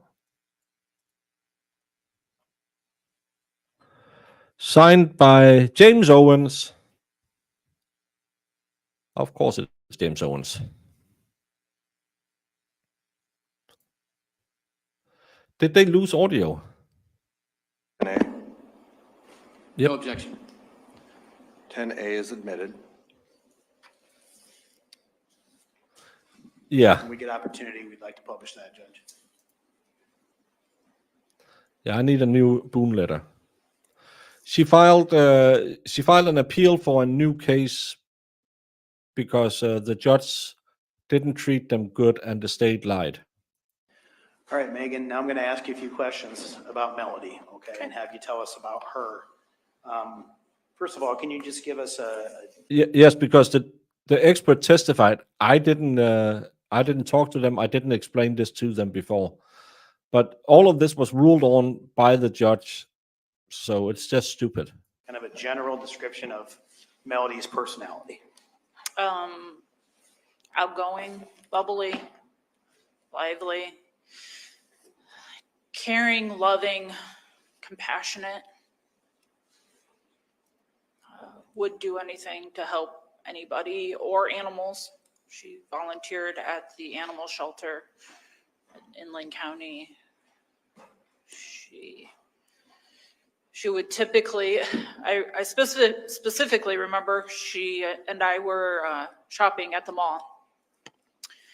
And we were walking, and some lady, and I was thinking, she was an elderly lady, and I was thinking, wow, I think that sweater, Christmas sweater, came from the 80s or 90s. It was very loud and bright and bells and glitzy and stuff. And I was like, whew. Next thing I know, Mel's walking up to that lady and says, I like your sweater. And I know I had a look on my face. Like, Is that how? we walked. I know it's the mother of the victim. Why is she allowed to testify about this now? We walked past this lady, and I go, did you really like her sweater?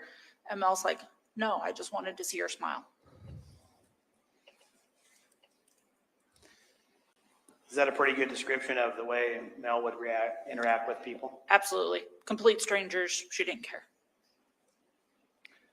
We're going to talk a little bit more about some aspects of her But normally you don't put in character evidence. That's for later. Isn't that normally for pre-sentencing?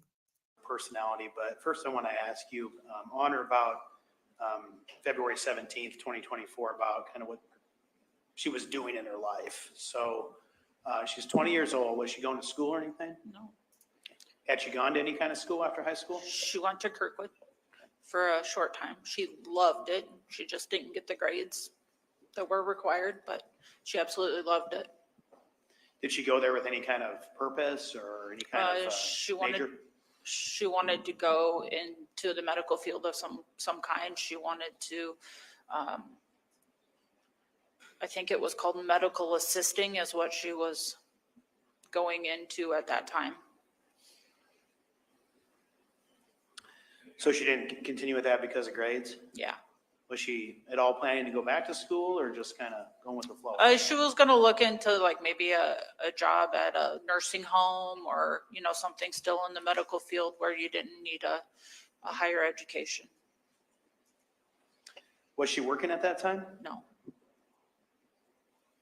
Did she hold a job or work at all either during high school or after? No, she was just volunteering at the animal shelter. Was there a reason that she didn't have a job? She was on disability and she didn't have a vehicle. She did learn how to ride the public transportation well. But we just kind of played it safe, and she didn't have to have a job. And I thought she would get great social interaction at the animal shelter. We'll talk a little bit about the disability here in a minute too. Want to ask you, just kind of give us an idea of what her usual day was like. So a weekday, I would get up and go to work, but I was always in constant contact with her. She'd call work, she'd call my cell phone, or she'd just send me text messages. I'd ask her, hey, are you up yet? Yeah, I just had cereal for breakfast. Or so she'd get up, do cereal.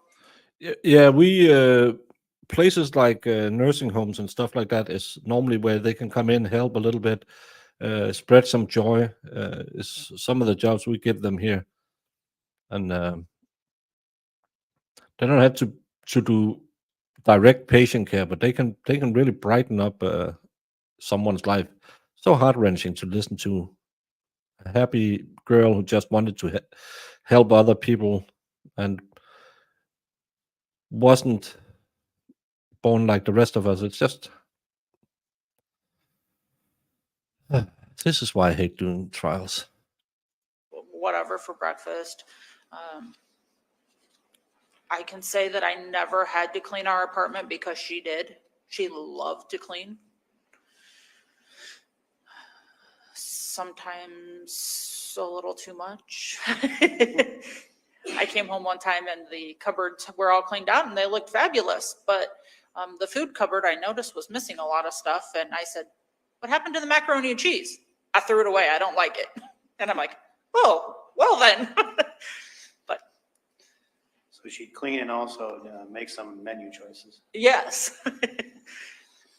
So what kind of week would she have then? So during the workday, you're at work, she stays at home. Did she do anything socially at the time? Or? She was helping my mom and her step grandpa out a lot. They only live a mile away from us. Mom has chronic hip issues, back issues. Phil also has back issues. So she'd hop on the city bus and go over to their house and help them out. On Wednesdays, there would be they always called it going to coffee with the boys and going up to see what would be my step niece and nephew and hanging out with the little kids and stuff on Wednesdays. Yes, this is the mom.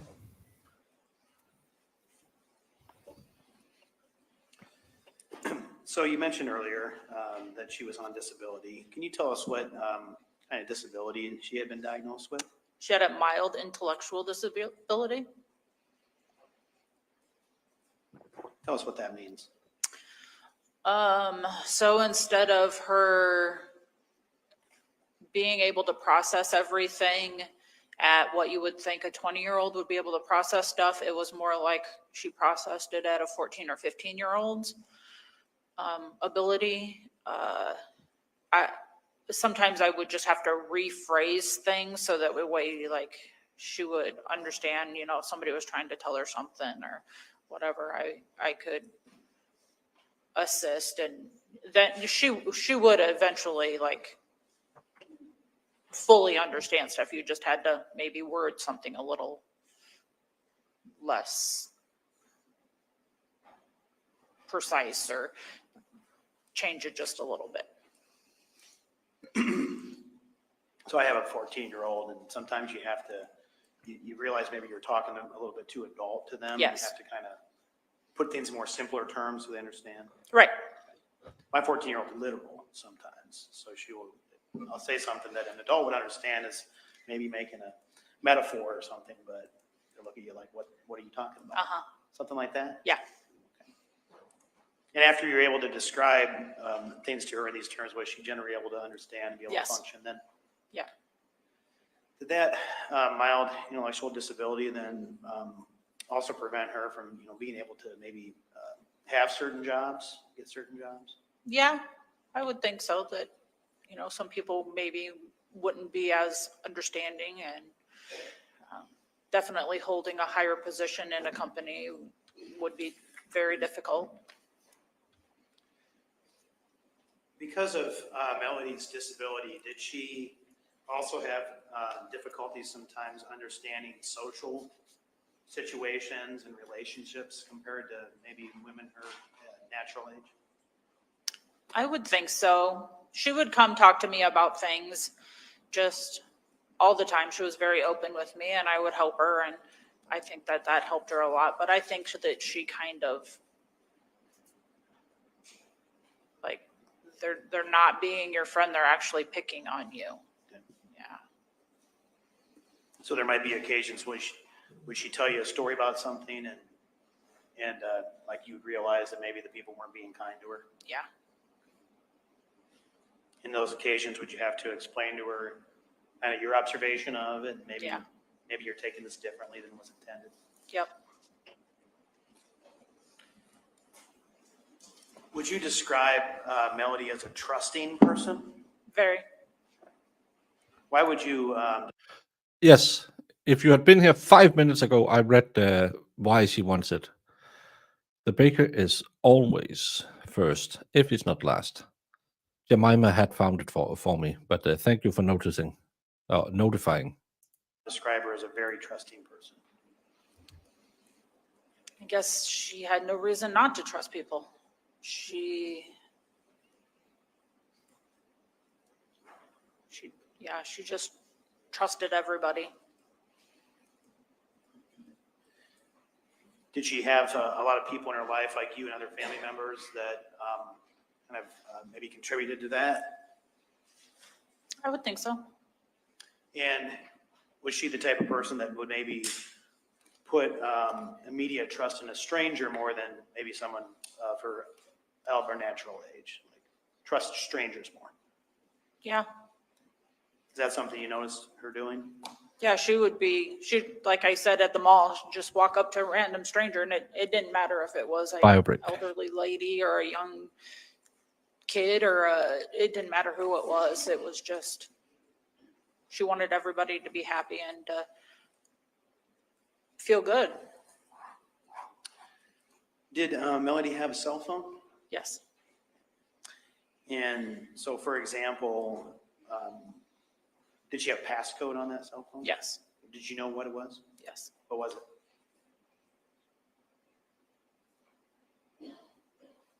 I can't remember the numbers exactly, but it was the room number of the hospital that her sister was born in.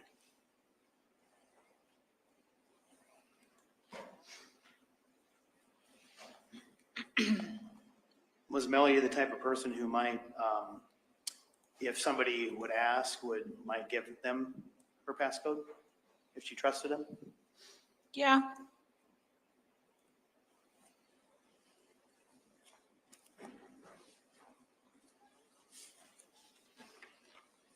She would really have to trust somebody though, because she loved that phone. Was Melody also in social situations or otherwise sometimes more susceptible to suggestion, maybe to do Yeah. things that weren't in her best interest? You maybe explain that? She would be easily persuaded. I can think of a couple of times that kids at school had said, hey, why don't you do this? And she did it, and then she got in trouble. And then eventually down the line, we figured out, oh, that was suggested to you by somebody else. So maybe she could be persuaded to do things that weren't in her best interests or were. Or that she really didn't want to do initially. She would eventually give in and do it.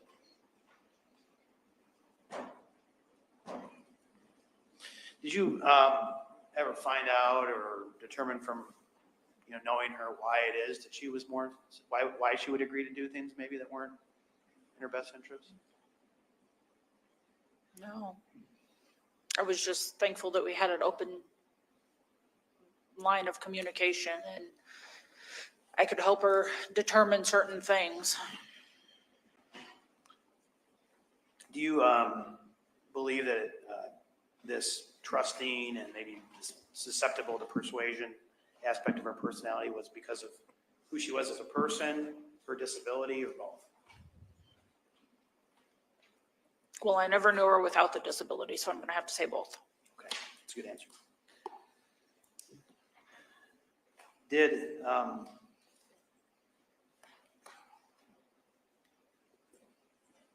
Did you know Melody also to be sometimes more susceptible or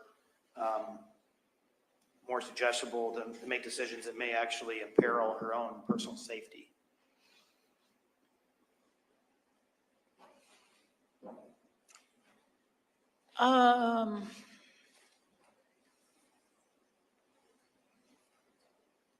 Occasionally.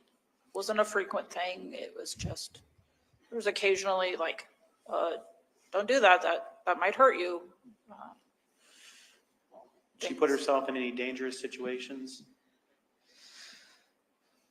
I don't know about like super dangerous, just like, in the kitchen, to keep your finger away from the knife. Well, she would be like, and I'd be like, you're cutting a potato. Yeah. So sometimes, did you see and witness her just not always ahead of in the decision-making process of looking out for herself? Not thinking about the consequences before actions. What did you do as her mother to try to protect her, since you weren't with her all the time, from, making decisions or being susceptible to being persuaded to do things that aren't in her best interest? What did you do to kind of help? Again, I have to say we had a very open line of communication. We had a code word where if she sent that to me, I knew like, okay, hold on guys. What if I was at work or whatever, I would call her and be like, hey, what's up?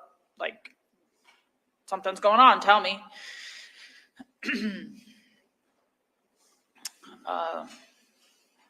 Very trusting relationship between her and I. Also, I had a camera in my living room. I had Life 360 on her phone. I could also see she had me as emergency contacts, and there were many things that Hey, Candace. we had in place for her to see where I was and for me to see where she was. You mentioned Life 360. So did you have the ability through your phone to sort of track her movements where she was when she wasn't with you? Yeah. Okay. Tell us about, we had a little testimony earlier, but can you just tell us generally how Life 360 worked for you? Okay, Life 360 is kind of like a Google Maps app. You can see a map, you can see the location of the person. You can, if you have it up and the person's moving, you can watch them on their path of wherever they're going. It tells you, like if they're in a car, it tells you what speed they're going. I think it saves it for like, I don't pay for the subscription, so it only saves it for 24 hours or something like that. It might be a week. I can't recall off the top of my head, but only saves a small chunk of it. But yeah, if you were looking at it, you could see exactly where somebody was going. So originally when we put it on her phone, I would drop her off at her dad's house and she would get on the bus and go to school. I needed to make sure she was getting to school. So then you can set up circles, is what they're called. And if that person enters the circle, you can get a notification. So we had circles for home, for school, for grandma's house, for dad's house, and they changed, you know, we didn't need the high school one anymore, so we switched it to a different location. And you can set up alerts when they come and leave that location. So did you have one of these circles around your house I did. in February? So with that, would Life 360 then notify you if she moved outside of the circle? So you knew she was Absolutely. leaving? And then on the other side of it, would notify you if she's close. Yes. You mentioned you installed cameras in your house. Can you tell us about those? There was one camera in my living room sitting right on top of the TV. So you just had one? So we had like the Alexa, I don't know what they're called. They had cameras, but I didn't have them going. I had a Blink camera in my living room at all times. And so you had the camera that was in your house. So through what company did you have that? What kind of camera is that? Blink. Did you have an app on your phone where you could also access that camera to watch her when she was at home and stuff? Yeah. When you were at work, would you frequently check to see where she was at and if she was home, things like that? I had it set up so I would get the notification if she left home. And if she left home, I'd be like, hey, where I you don't going? know if they're "I'm going to separated Greg's house." or Something like that. divorced. Didn't live together. Were you a helicopter parent? Do I have to answer that? No. It's okay. A lot of it. I tried to give her privacy, but I also tried to keep her secure and safe. Tell us about her friendships back in February of 2024. Did she have a lot of friends? No. A couple people that she talked to from like high school and middle school and stuff, and they'd all group chat, and so I'd be listening to, it sounded like a bunch of junior high kids on speakerphone, and so she would, you know, talk to all of these kids, and everything was on speakerphone. So I was like, okay, I'm gonna go in the other room, because have you ever listened to a room full of junior high kids? So did she see those friends very often, or was that just No. kind of chatting? Just over the phone. When she left high school, did some of these friends kind of like go off to college, get Yeah. jobs, things like that? Yeah, most of them. Just talk to the voices in your And when they head. did that, Melody was. I do said that. she was still home with you, sort of. Yeah, she went to Kirkwood right out of. No, she said she lived with her stepdad. That's how I heard it. Maybe I'm wrong, but I know everyone is different and grief is a weird thing, but she has a weird emotional barometer. High school for Oh, Chris. a semester. I can't remember how long it was for sure. So she was doing that stuff too, but afterwards, you know, all of her friends were still in college, and so then that's when she was more at home, and we were trying to get her into more volunteering things like the Lynn County Animal Shelter, and at that time my mom was having some serious hip problems, and she ended up having a hip replacement. So Mel was very helpful during that whole period. So you did what you needed to do to help you just keep her busy. Yeah, yeah. So moving from the friends, to your knowledge, did she have anybody that would be considered an enemy or somebody that she had a conflict with? Nobody. I don't know of any enemies. What about young men? Was she interested in young men? She was a 20-year-old female. Yes. Can 20-year-old females still be boy crazy? Absolutely. Oh, God. You got a ways to go. Well, describe that. What do you mean? How would she be? How did she show an interest in men? Was she meeting men? Or? No. I know that she was on like dating app or dating website or something, and she'd be like, "Mom, look at this guy. He's really cute." And this was prior to October. Mom, this guy has a nice car. Like, I don't know. It's just. Does she talk to some of these men on online and stuff? I would assume so. Just a chat. Nobody ever, as far as I know, she didn't meet anybody other than the defendant in person. So prior to meeting the defendant, did she have any other boyfriends? Just a couple little ones in high school, but they weren't serious, or they were probably just somebody to go to homecoming with, or, it wasn't no super serious relationships. Was the defendant her first real boyfriend? That I'm aware of. Okay. Did she have social media accounts? Yes. And what social media accounts did she have? TikTok, Snapchat, Instagram, Facebook. That's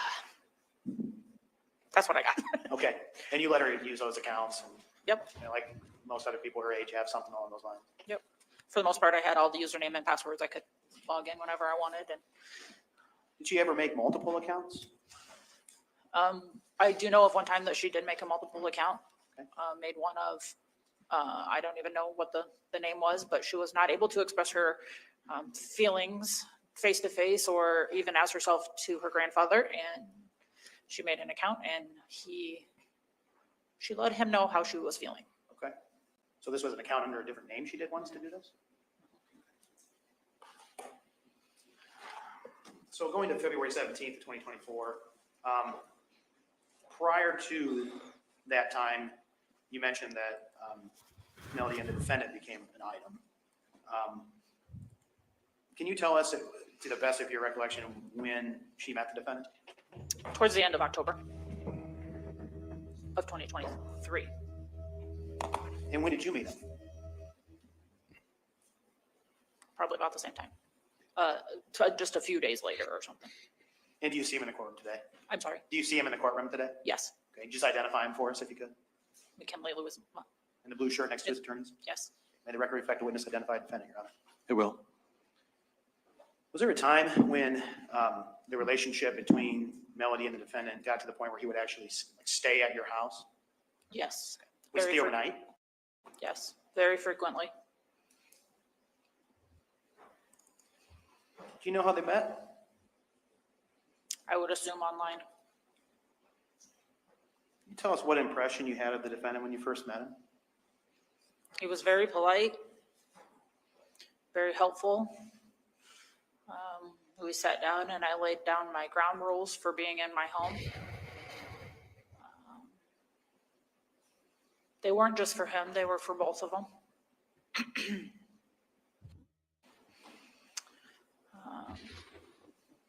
After a while, like, he would go grocery shopping with us. He would go to the laundromat and help carry the laundry. We would go out to eat.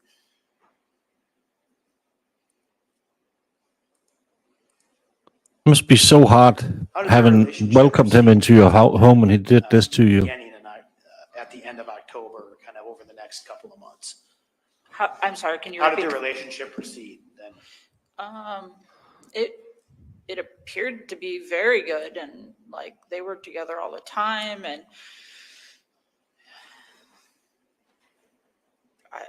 I never seen an argument or a fight or a nothing like that. It was No evidence so far. like caring. And when I got home, the supper would be made, or, you know, they would be working on it. And I'd be like, okay, guys, you're not going to go hang out in the other room. I've been gone all day. Get out here and hang out with me. Let's watch a movie. Let's play Uno. Let's, I don't know how many games of Uno we played, but Melody loved Uno. So when did he begin staying regularly at your residence? It was probably in November. Did it seem like they were moving a little fast? Yeah. You kind of explained a little bit to us, but at this point in time, would you say you got along with them? Mm-hmm. Is that yes? Yes.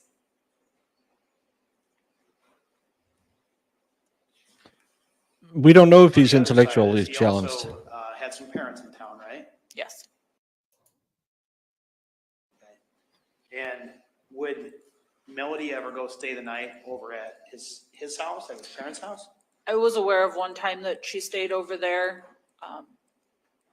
or I can recall one time that she stayed over there. I can't remember right now if there was more than one, but in my lease, it said I couldn't have Hey, visitors AJ, longer RJ, than I'm 7 doing days. great. And he'd been there for 7 days. So I was like, okay, you need to This go is spend just a time with your slugfest. parents. You're going to break my lease.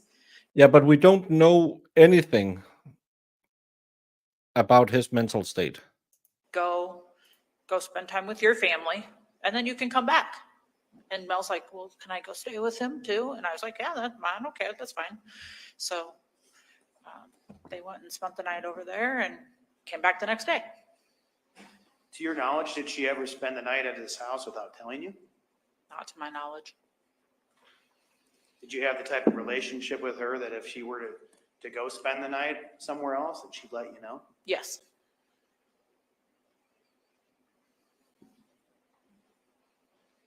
If she would go spend the night at his house or anywhere, would she bring anything with her usually? At least her purse.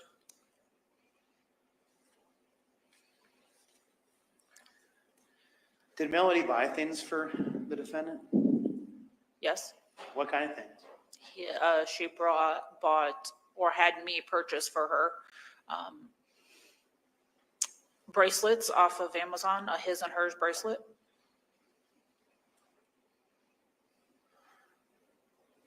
What's that? I think hers bracelet was a white beaded bracelet, and it had a queen's crown on it. And then I think the other one was a black beaded bracelet, and it had a king's crown on it. You remember how much that was?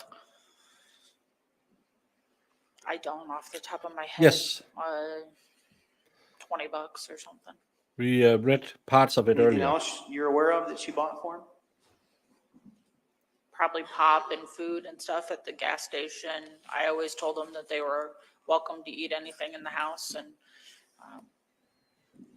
they could have anything in there. And were those things that you would pay for then, that she would buy for him, or she would do with her own money? I kept track of her money, but if she asked me and told me what she was going to go buy, with it, I'd be like, okay, you can have your $20. But I wouldn't give her all of her disability money, because she did help pay bills in the house too. So I wouldn't just hand that over to her, but I would. Sixth Amendment rights to an attorney that they didn't give him extra time, which he was told he wouldn't get, that the state didn't do a rebuttal closing, but did a whole new closing. That the family had an outburst, that the state made prosecutorial misconduct by lying about what the expert was saying, even though we know from the Wadia in court or the Richardson in court that the expert hadn't informed the state about it. So BS, BS, BS, and BS. All of it was ruled on by the judge during the trial.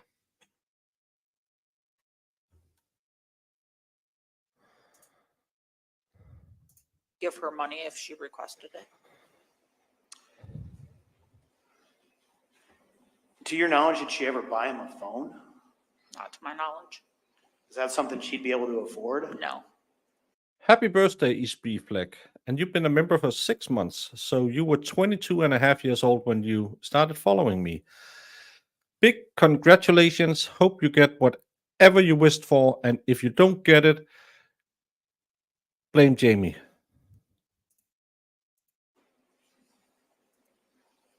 What happened to their relationship? I'm not entirely sure, other than he just, I don't know if it was Objection, just bluntly speculation. lying to her. He would, and she had many phone conversations on speakerphone, not with just him, but everybody. And I would hear him say, "I'll be there in 5 minutes." 2 hours later, he was nowhere to be found.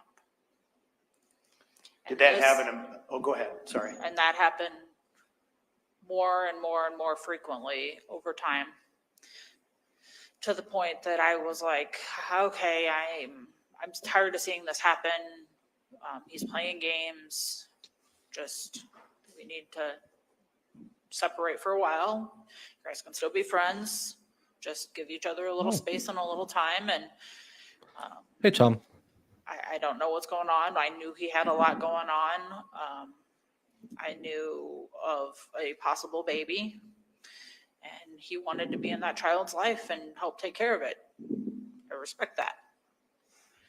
And I always would tell her, don't make his problems your problems. You have your own problems. He has his own problems. Don't make his problems your problems. And after me sitting for nights on end consoling her because he didn't show up again, that's when I was like, okay, you make the decision, but this is what I see. Approximately when did that start happening, that he basically would ghost her? That he'd say he was coming over and then not show up? So now looking back, I don't recall like the first time that it happened, because it was so vague and like, oh, well, he got busy. Okay. I didn't think twice about it, but December, in December sometime. And then it just got worse and worse into the very beginning part of January, maybe even. And did they end up breaking up? Yes. And who broke up with who? I'm pretty sure she broke up with him. You remember what day they broke up? Prior to the 7th. Prior to the 7th of January? Yes.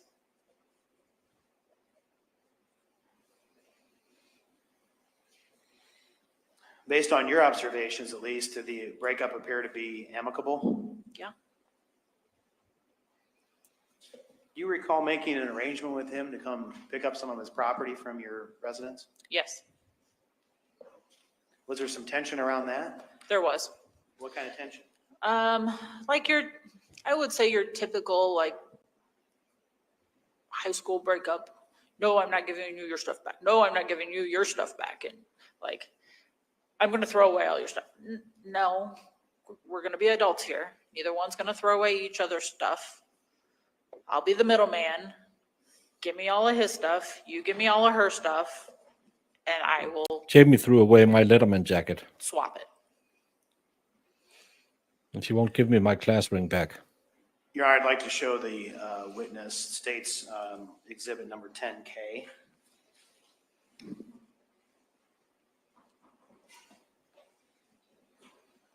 I'm not touching that again because that was absolutely crap fest the last time. I have right displayed.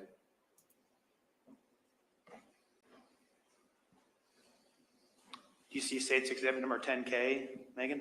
Yeah. Okay, have you seen this before? Now she's laughing at Yes. me. And what is this?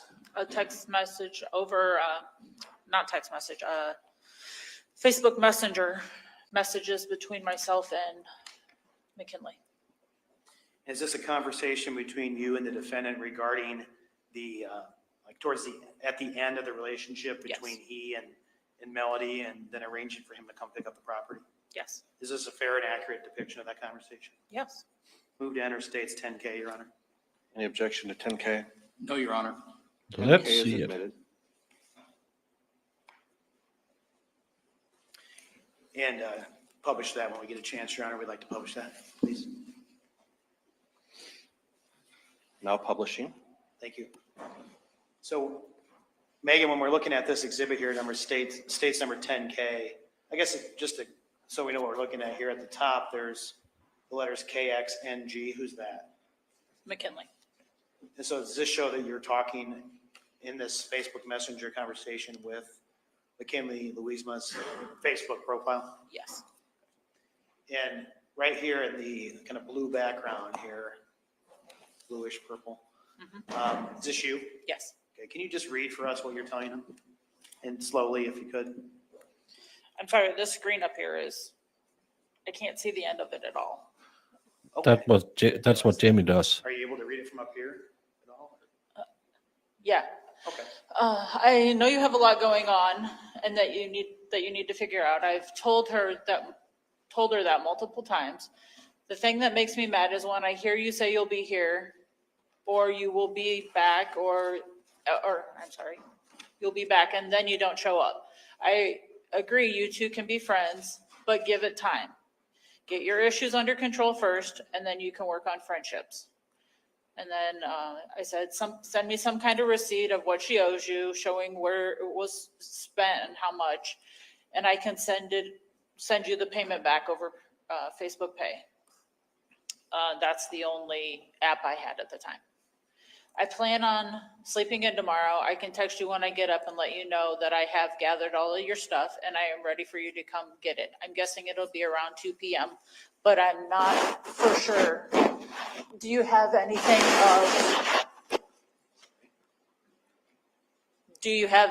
of hers that you need to return? Okay, and then we see his response here. And on the exhibit, does he say just her portable charger she lent me, that's all I have for her, and okay? Yes. And then going down to the next sort of screenshot here, what did you ask him then? Do you have her jacket still? And then does he respond, no, she has that, you don't need to pay anything, that's fine, that can be replaced, well, y'all have a good night? Yes. And then how do you respond? You too. And then what do you tell him?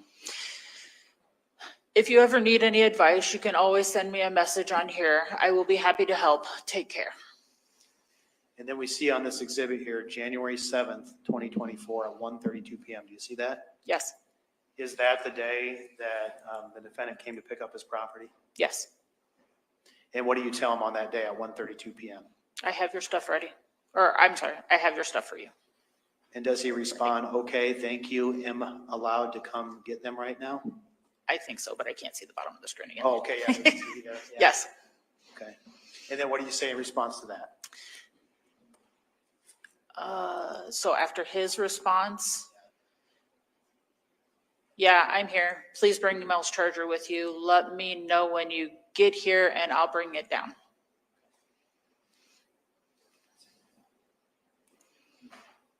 Thank you. I think that's it for this exhibit for now here. So did McKinley Louisma then come over on January 7th, 2024 and pick up this property that you arranged for him to pick up? Yes. And based at least on your presence there at that time, did anything happen that it resulted in a conflict or anything at that time? No. But there had been some previous back and forth about, I'll throw this away or that away, and you owe me this, and things like that. Yeah. Was that between Melody and the defendant? Yeah. Melody didn't see the defendant on that day. And just to kind of touch on something we talked about earlier, on or about this January 7th, 2024 day, to your knowledge, was Melody spending any substantial time with anybody else? No. And did she have any other boyfriends? Did she have any enemies? No.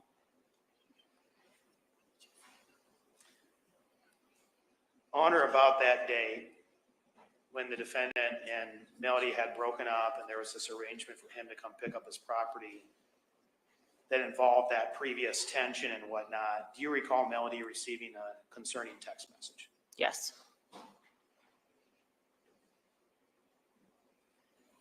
At that time, were you able to determine who that text message was from? Not positively. Like, did it have a number that you recognized? No. Did the text message include what appeared to be a specific reference to Melody? This is where they have to dance a lot because they are not allowed to talk about the ransom demand. Possibly. To your knowledge, Megan, was Melody's phone number generally available to the public, to anybody who doesn't know her? I don't think so. I want to show you then, if I could, what's been marked as State's Exhibit number 10H. Okay.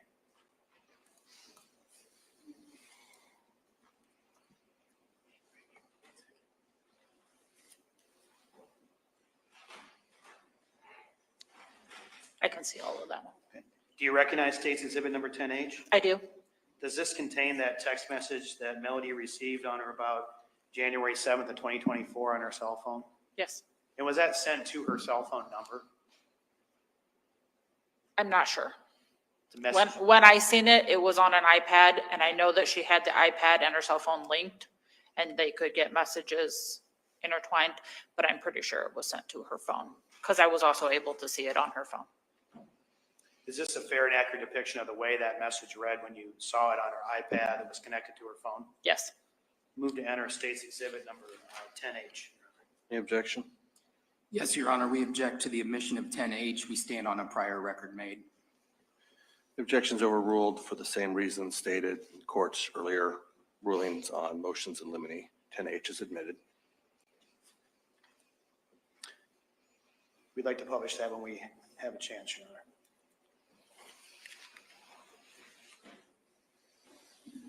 And H is published now. Okay, Megan, we're looking at State's Exhibit number 10H. Is this then the message that Melody received? Yes. Was this, based on your observation of Melody, did she appear to be alarmed by this? Yeah. Were you? Yes, very. And for the record here, this message, I hate to do this to you, but can you read it? Yep. Just know that you're a dead girl. Don't worry, when you least expect it, we're gonna get you and get you. Call the cops if you want. They're not gonna protect you. All the time, you retarded ass bitch. I hate you and I hope you. You and your family ain't safe. Bitch boy, on GD, we finna to make it red and paint your whole house red. When you received this message, did you report it? Absolutely. To who? The Marion Police Department. And did the Marion Police Department then take a report from you on that? Yes, they came to the house that night. As a result of this message, before February 17th of 2024, did you ever figure out where this message came from? I had a good idea where it came from immediately. Under the circumstances present in Melody's life at that time, and based on the things we talked about, what opinion do you have about where it came from? I do believe it came Your from Honor, the objection. defendant. This calls for speculation. Sustained. And the jury will disregard the prior answer. Was there anybody other than the defendant in Melody's life that you believe could have sent this? Objection, Your Honor, it calls for speculation. Overruled. No, I don't believe so.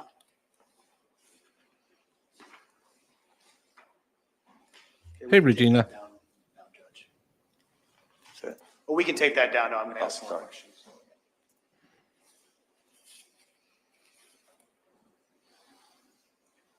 And just to clarify here, on what day did you get that message? January 7th. That was the same day as the exchange of property with Mr. Louisma? It absolutely was. Did you see anybody with Mr. Louisma that day? Yes, I did not make out a face. It was a white male, red hoodie. It was January, so I could see his hand. He appeared to have longer arms, and the white hoodie. I was standing in our yard at the time, which kind of went up from the road, so I was more looking at the top of the car, but I did see an arm. I wasn't angry. I was just Did you yelling. recognize the person? No.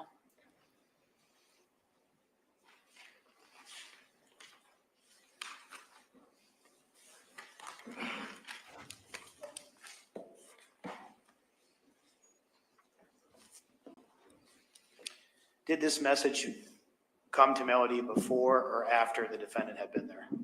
After. The defendant was there about 1:30, 2 o'clock. Message came in about 8:30 at night.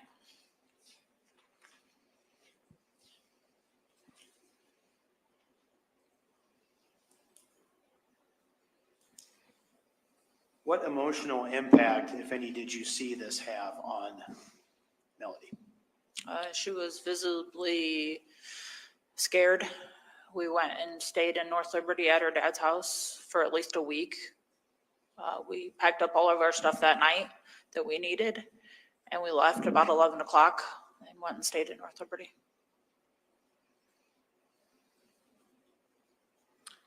So the defendant and Melody had broken up and he had picked up his property as of January 7th. To your knowledge, did Melody still continue to have some contact with the defendant after that day? I think for a while they completely just stopped talking, but I do know that they started talking again, and she was open with me and let me know. At that time, it wasn't boyfriend, girlfriend, it was just friendly chat. Based on your knowledge, of Melody as a person and the close relationship you have with her, were you able to tell whether she still had feelings for him? Oh yeah, she did. Did she tell you that? Yes.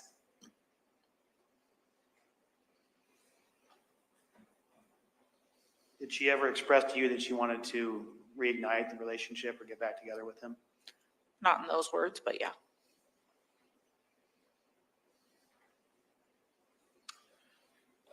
Were you present at any time when the defendant made contact with Melody?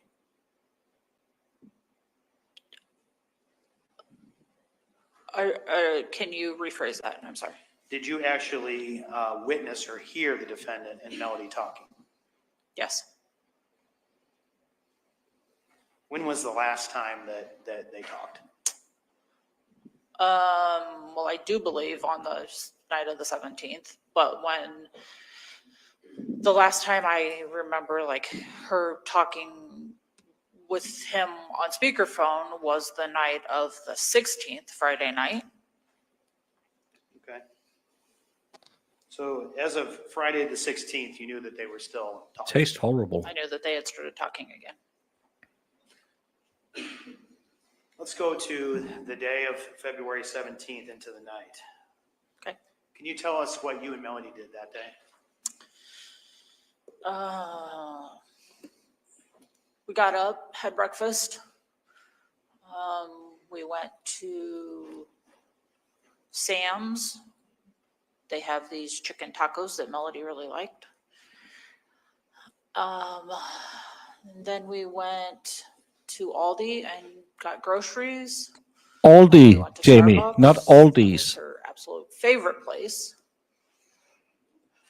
Then we went back home, put all of our groceries away.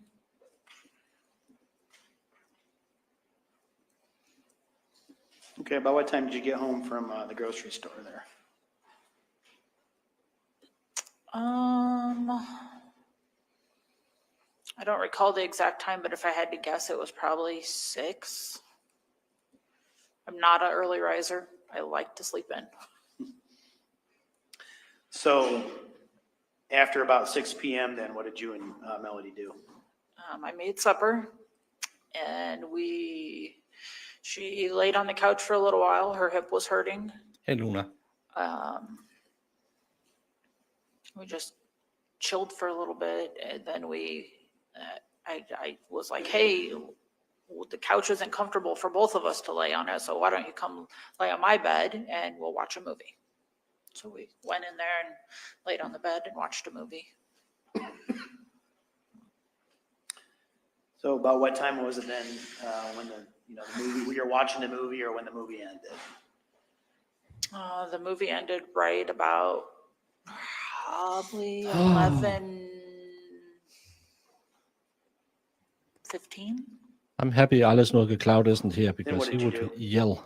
I stayed in bed and I was just, messing on my phone or watching TikToks or, something like that. At some point in time, were you made aware that Melody had left the residence? Yep. How were you made aware of that? The Life 360 app went off when she left the circle. So you were notified by the circle that we talked about earlier? Yes. And that's a diameter that I had shrunk way down, just really close to our house. Were you able to determine what time she left the residence? I think it was 11:27 p.m. We'd like to present to the witness State's Exhibit 10J.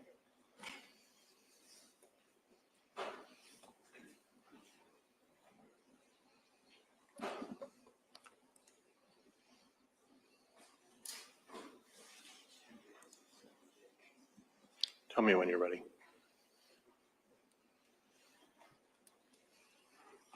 It's the same saying Legos. No. It's just like Ford. It's a company name.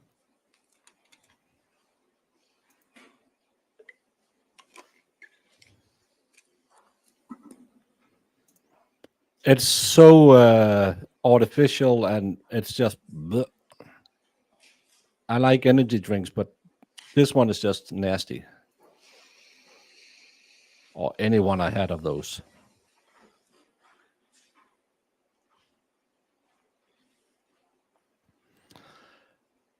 Today, Junior.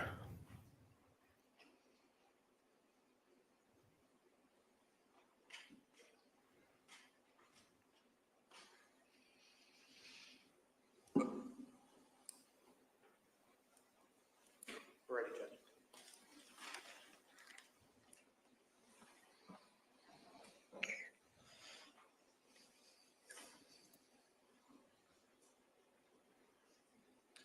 And do you recognize State's Exhibit J? Yes. What is that? It is a screenshot of the Blink app that had my camera in the living room on it. Does this depict what time she left the house? Yes, however, she's not outside of the circle at this time, so there's a couple minutes different. What time does it show that? She's the screenshot? walking towards the door at 11:24 p.m. Okay. Move to enter State's Exhibit number 10J, Your Honor. Any objection to 10J? No, Your Honor. I'm sorry to say, but I really hope it picks up when the civilian witnesses are going, because this is absolutely too slow. Exhibit 10J is admitted. Oh, I can speed it up a little bit. And we'd like to publish that too, Your Honor. 10J is now published. Okay, Megan, this is State's 10J that you just described for us. Casa de la Hoffman. Little black and white photograph there. That's Melody. It's kind of blurry because it's in motion. It's a picture of a video. She's walking towards the front door, going to put her shoes on, I would assume. And then Castle de la Hoffman, is that what you call your house? Yeah. Okay. All right. So this is this that clip from your Blink camera system then? Yes. Okay. Did you also, or did the Blink camera system also capture a video of that? Yes. Okay.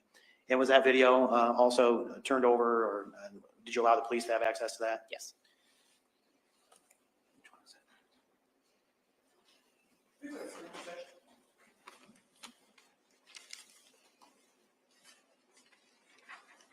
Megan, I'm going to show you what's been marked as State's Exhibit 10J1. Okay. Now, is that name of the video of the link here? Is that turned over to the police? Yes, I turned it over to the police. And this has been provided to the defense in this case. We move to enter State's Exhibit 10J1. Any objection to 10J1? No, Your Honor. 10J1 is admitted.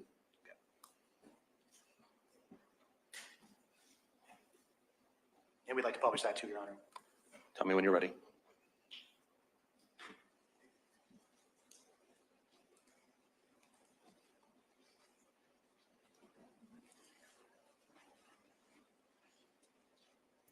I don't know what Trader Joe's is.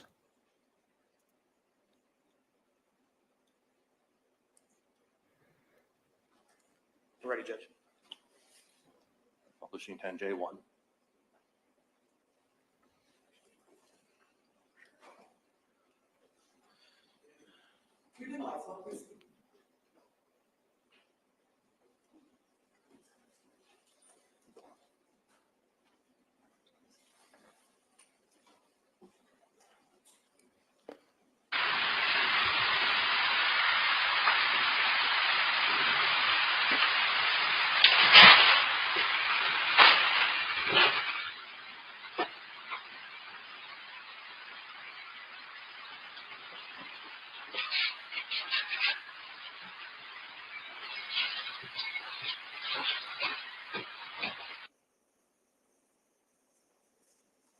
On this video, Megan, we saw something in Melody's hand, right? Yeah. And based upon your interaction with her, living with her, watching her in this video, what was in her hand? Her phone. And we also saw some flashing there. Yep. And based upon your knowledge of her phone, living with her, things like that, what does that flashing indicate in your experience? Somebody's talking to her. She's getting a message. So Melody's phone would flash like that when she'd be giving an incoming message? Yeah. Would it also do that if there was an incoming call? Yeah. I'm gonna jump ahead just a little bit here for the purpose of a question or two. Did you ultimately recover her phone? I did. Were you able to, did you look at her phone? I did. Because you had her passcode and all that, right? Correct. Were you able to locate any kind of incoming phone calls or text messages or any other kind of electronic messages on her phone? No. Even though we saw the flashing and whatnot, you Right. weren't able to find that? No.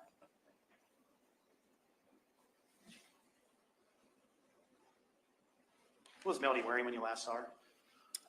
She had black leggings on, and she had a peached long sleeve, like t-shirt material shirt on, had a pastel color Iowa Hawkeye logo on the back.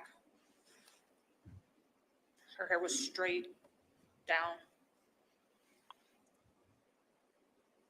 Probably had some white. I have one Nike there. socks on. I don't know if she still had those on or not, but What about footwear? Hey Dude shoes. Kind of a light pinkish, reddish color, peach maybe. I don't know how to describe them.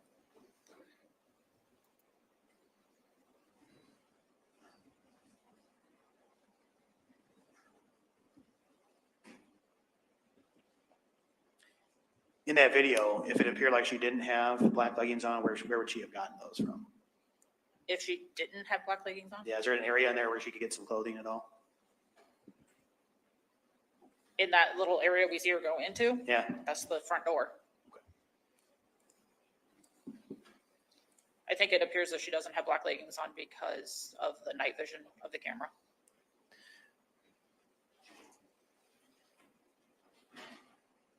so even though you don't see the black leggings, the night vision of the camera would not necessarily show that. Distorted a little. Objection. She's not an Anybody expert. that knows Melody knows that she always had black leggings on. Okay. All right. So you got the notification from Life 360 that she had left the circle there. We just saw her on the Blink camera footage leave. Now, you said you were LD in is your a bed, German maybe on your phone. chain. You just got done watching a movie. Did you reach out to her after she left and you got that notification? I did. How'd you reach out to her? I sent her a message. I can't recall which device or which, if it was Facebook Messenger or Snapchat. And I said, "Are you kidding me right now?" Because we had just made plans to get up early and go to grandma's house or great grandma's house. And it was 11:30 at night. And I was like, "We're not going to get up early if you're staying up all night." You thought you were done for the night, and here she was leaving. Yeah. We'd like to show the witness state's exhibits B1 and B2, Your Honor. Tell me when you're ready. We're ready, Your Honor. Counsel, I'm sorry. I do have surveillance Maybe I said it at wrong. my front door and my back door. So I do have those cameras. Always those? forget to put them on. Do you recognize state's exhibits B1 and B2? I do. And what does this depict? I do have that for Just my to her. OnlyFans. Now that you see these, are you able to say how you sent these to her, like through what medium? Text message. Just a regular? It's just regular old text message. Is this a fair and accurate depiction of the text conversation you had with Melody after you got the notification that she left the residence? It's an exact screenshot of it. Move to enter states exhibits 10, B1, and B2. I'm glad I Objection voted for to Lord now. 10B1 and 10B2. No, Your Honor. 10B1 and 10B2 are admitted. LD is German.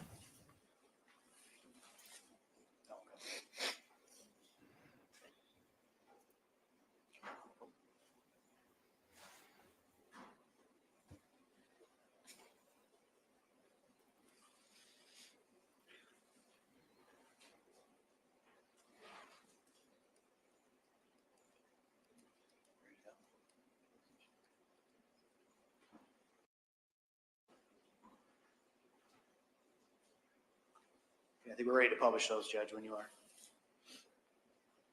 Publishing now.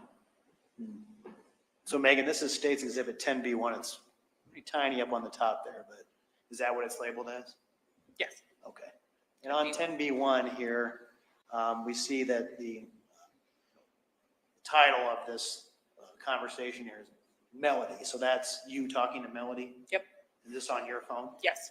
Okay. And so you told us a little bit ago that your first message to her was, "Are you kidding me right now?" So are you in the white bubble and then she's in the orange bubble? Correct. All right, so let's go through this here. So again, could you just repeat to us what you said to her? Okay. Are you kidding me right now?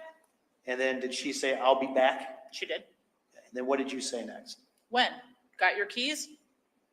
And in response to that, did she say, "I didn't unlock it"? Yes. What was she talking about? She meant I didn't lock it. So she meant she didn't lock the door. She didn't lock the door. And then what do you say in response to that? I said, it's locked now. Text me when you want in. And did she respond, "Okay"? Yes. And what was your response to that? Better not be too late. I'm not staying up much longer.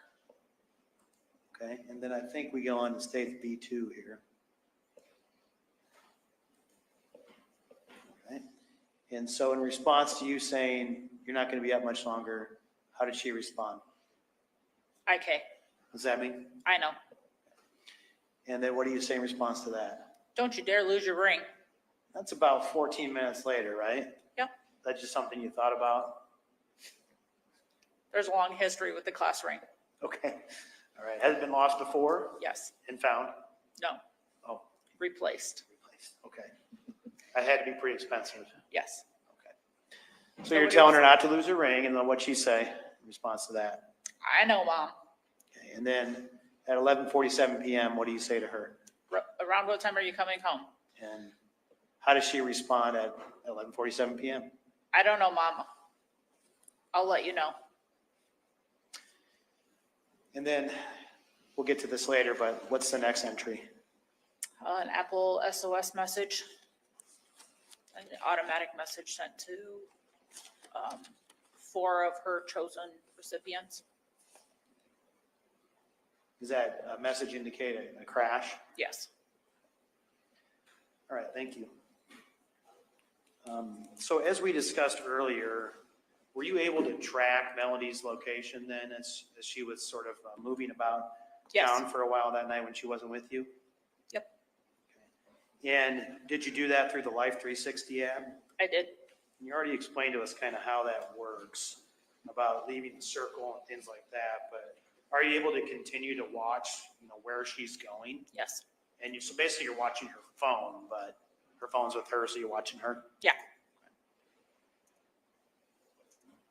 As you continue to track her location through the Life 360, where did you see that she ended up going first?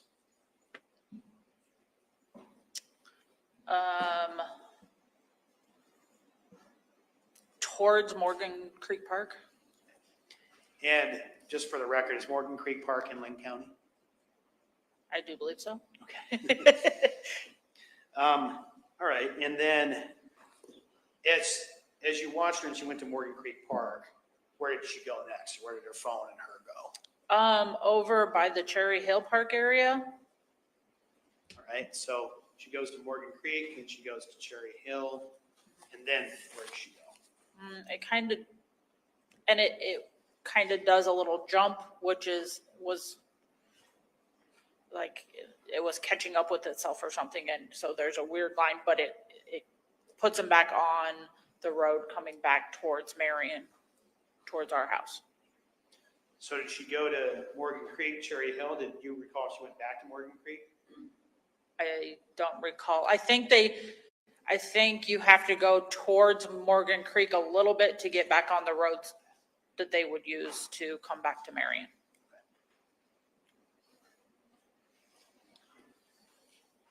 I'd like to present to the witness what's been marked as State's Exhibit number 17AA for identification purposes. Are you ready?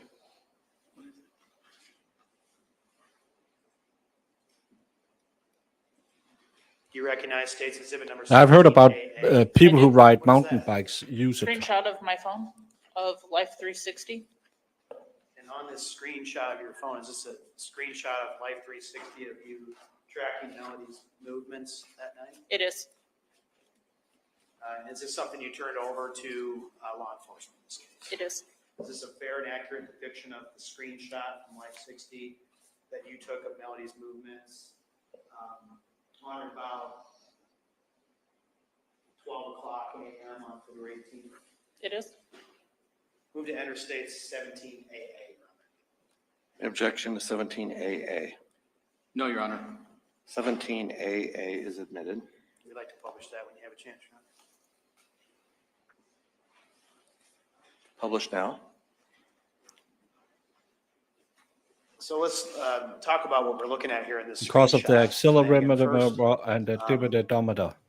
On the top, it says 9-mile trip and 1 a.m. to 1, is that 101? What's that mean?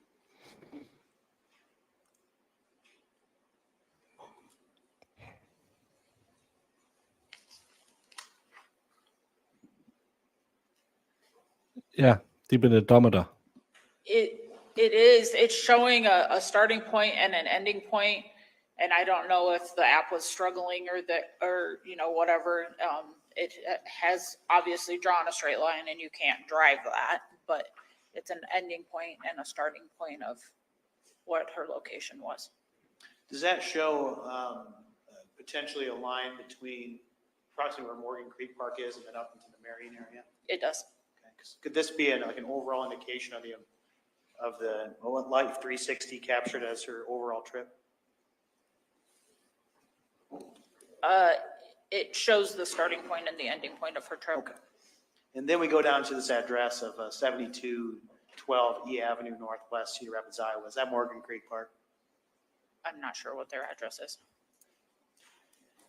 Right beneath it, it does show Morgan Creek Park. Is that right? It does. Okay. Do you have any reason to believe that's not the address of Morgan Creek Park? I have no reason to believe that. And so at that point in time, then it indicates a 2-mile trip and then has some lines on a Google map. You see that? Yep. Okay. Does that show a starting point for that 2-mile trip or at least what area the 2-mile trip covered? We actually, I think like one in 10 is central. Maybe more than that on this channel. It really F's me up because if he goes till 5, it'll be midnight my time. It does. Yeah, based on your knowledge of the Life 360 app, does this show that between 11:56 p.m. and 12:02 a.m. Melody was traveling from that Morgan Creek Park location to another location, potentially back again? Yes, it is. Okay. And that other location, which is kind of on the bottom right area where the triangle's pointing, are you familiar with what's in that area? I think it's the Cherry Hill Park area. So based on your knowledge of Life 360, does that show that she was in the Morgan Creek and Cherry Hill Park area between 11:56 PM and 12:02? I would be comfortable saying that. And based upon, well, what, if anything, did you significant about Melody traveling to the area of Morgan Creek and Cherry Hill Park in terms of who she may be with? I had witnessed her in the past travel about that same route, and I knew it was because the defendant's family had a home over there in that neighborhood. So did you know that the defendant's family lived in near the area of Cherry Hill Park, Morgan Creek Park, in that area? I did. Did that lead you to believe that she was likely with the defendant? I did. Did you kind of have the feeling she was anyway? Yes. On a previous occasion, did you have knowledge that Melody and the defendant had went to Morgan Creek Park together? Yes. And what happened when they went to Morgan Creek Park? They picked up a stray cat and brought it home. Remember the Did the 5th stray of cat become a November. part of your family? No. Have a great bonfire She night. would have liked it to be. Is that kind of thing that Melody would do? Absolutely. So you knew before this date that she and Mr. Louisma had been to Morgan Creek Park and that he lived in that area? Yes. Whew. In addition to your feeling and Morgan Creek Park and that history with that,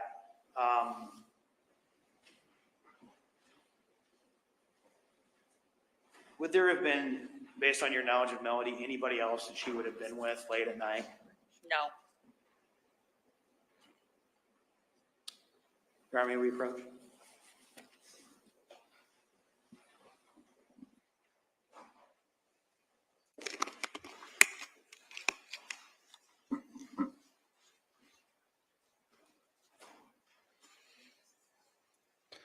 Yes, it's for Guy Fawkes night.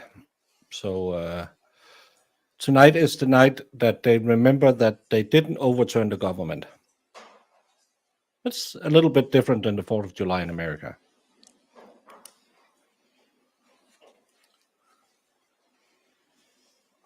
All right, jurors, we're at the noon hour, so we're going to go ahead and break for lunch.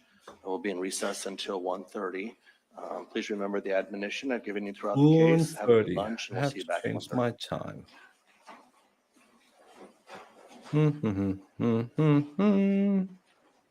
Ba, ba, ba, ba, ba, ba. What so proudly we hail, and the twilight's bright gleaming, those bright stars and red lights. The plot failed, but just barely. Well, again, Baker free time. Yes, you don't have to hang around with me now, Daniel Gojira. I will redirect you to this afternoon stream. Yes, he gives them 90 minutes for lunch. So that's nice. Go get something to eat. Remember to go vote. It's the last day today. You can do it. I don't care who you vote for. Doesn't matter to me. Just that you do it, or else you have no right to complain for the next 4 years. And remember, no matter who you vote for, your friends, your neighbors, your countrymen are still the same people. Don't let politics divide you. It's too stupid because the politicians don't care about you. But I'll be back shortly before 1:30 Central Time, which will be 2:30 Eastern Time, which will be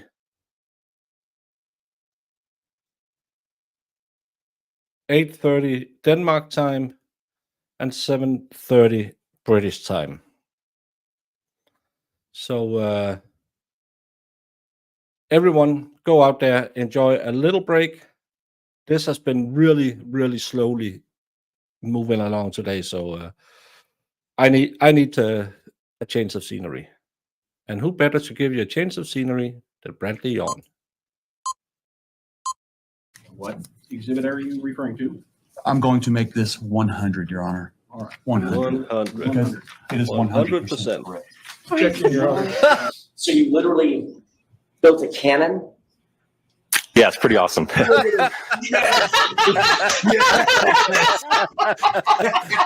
All right, I'm in love. Go back. Please do that again. Oh, that was the cutest thing I've ever seen. While I'm waiting for this, did you, whether it's true or not, believe that Mr. Randolph had slept with your wife?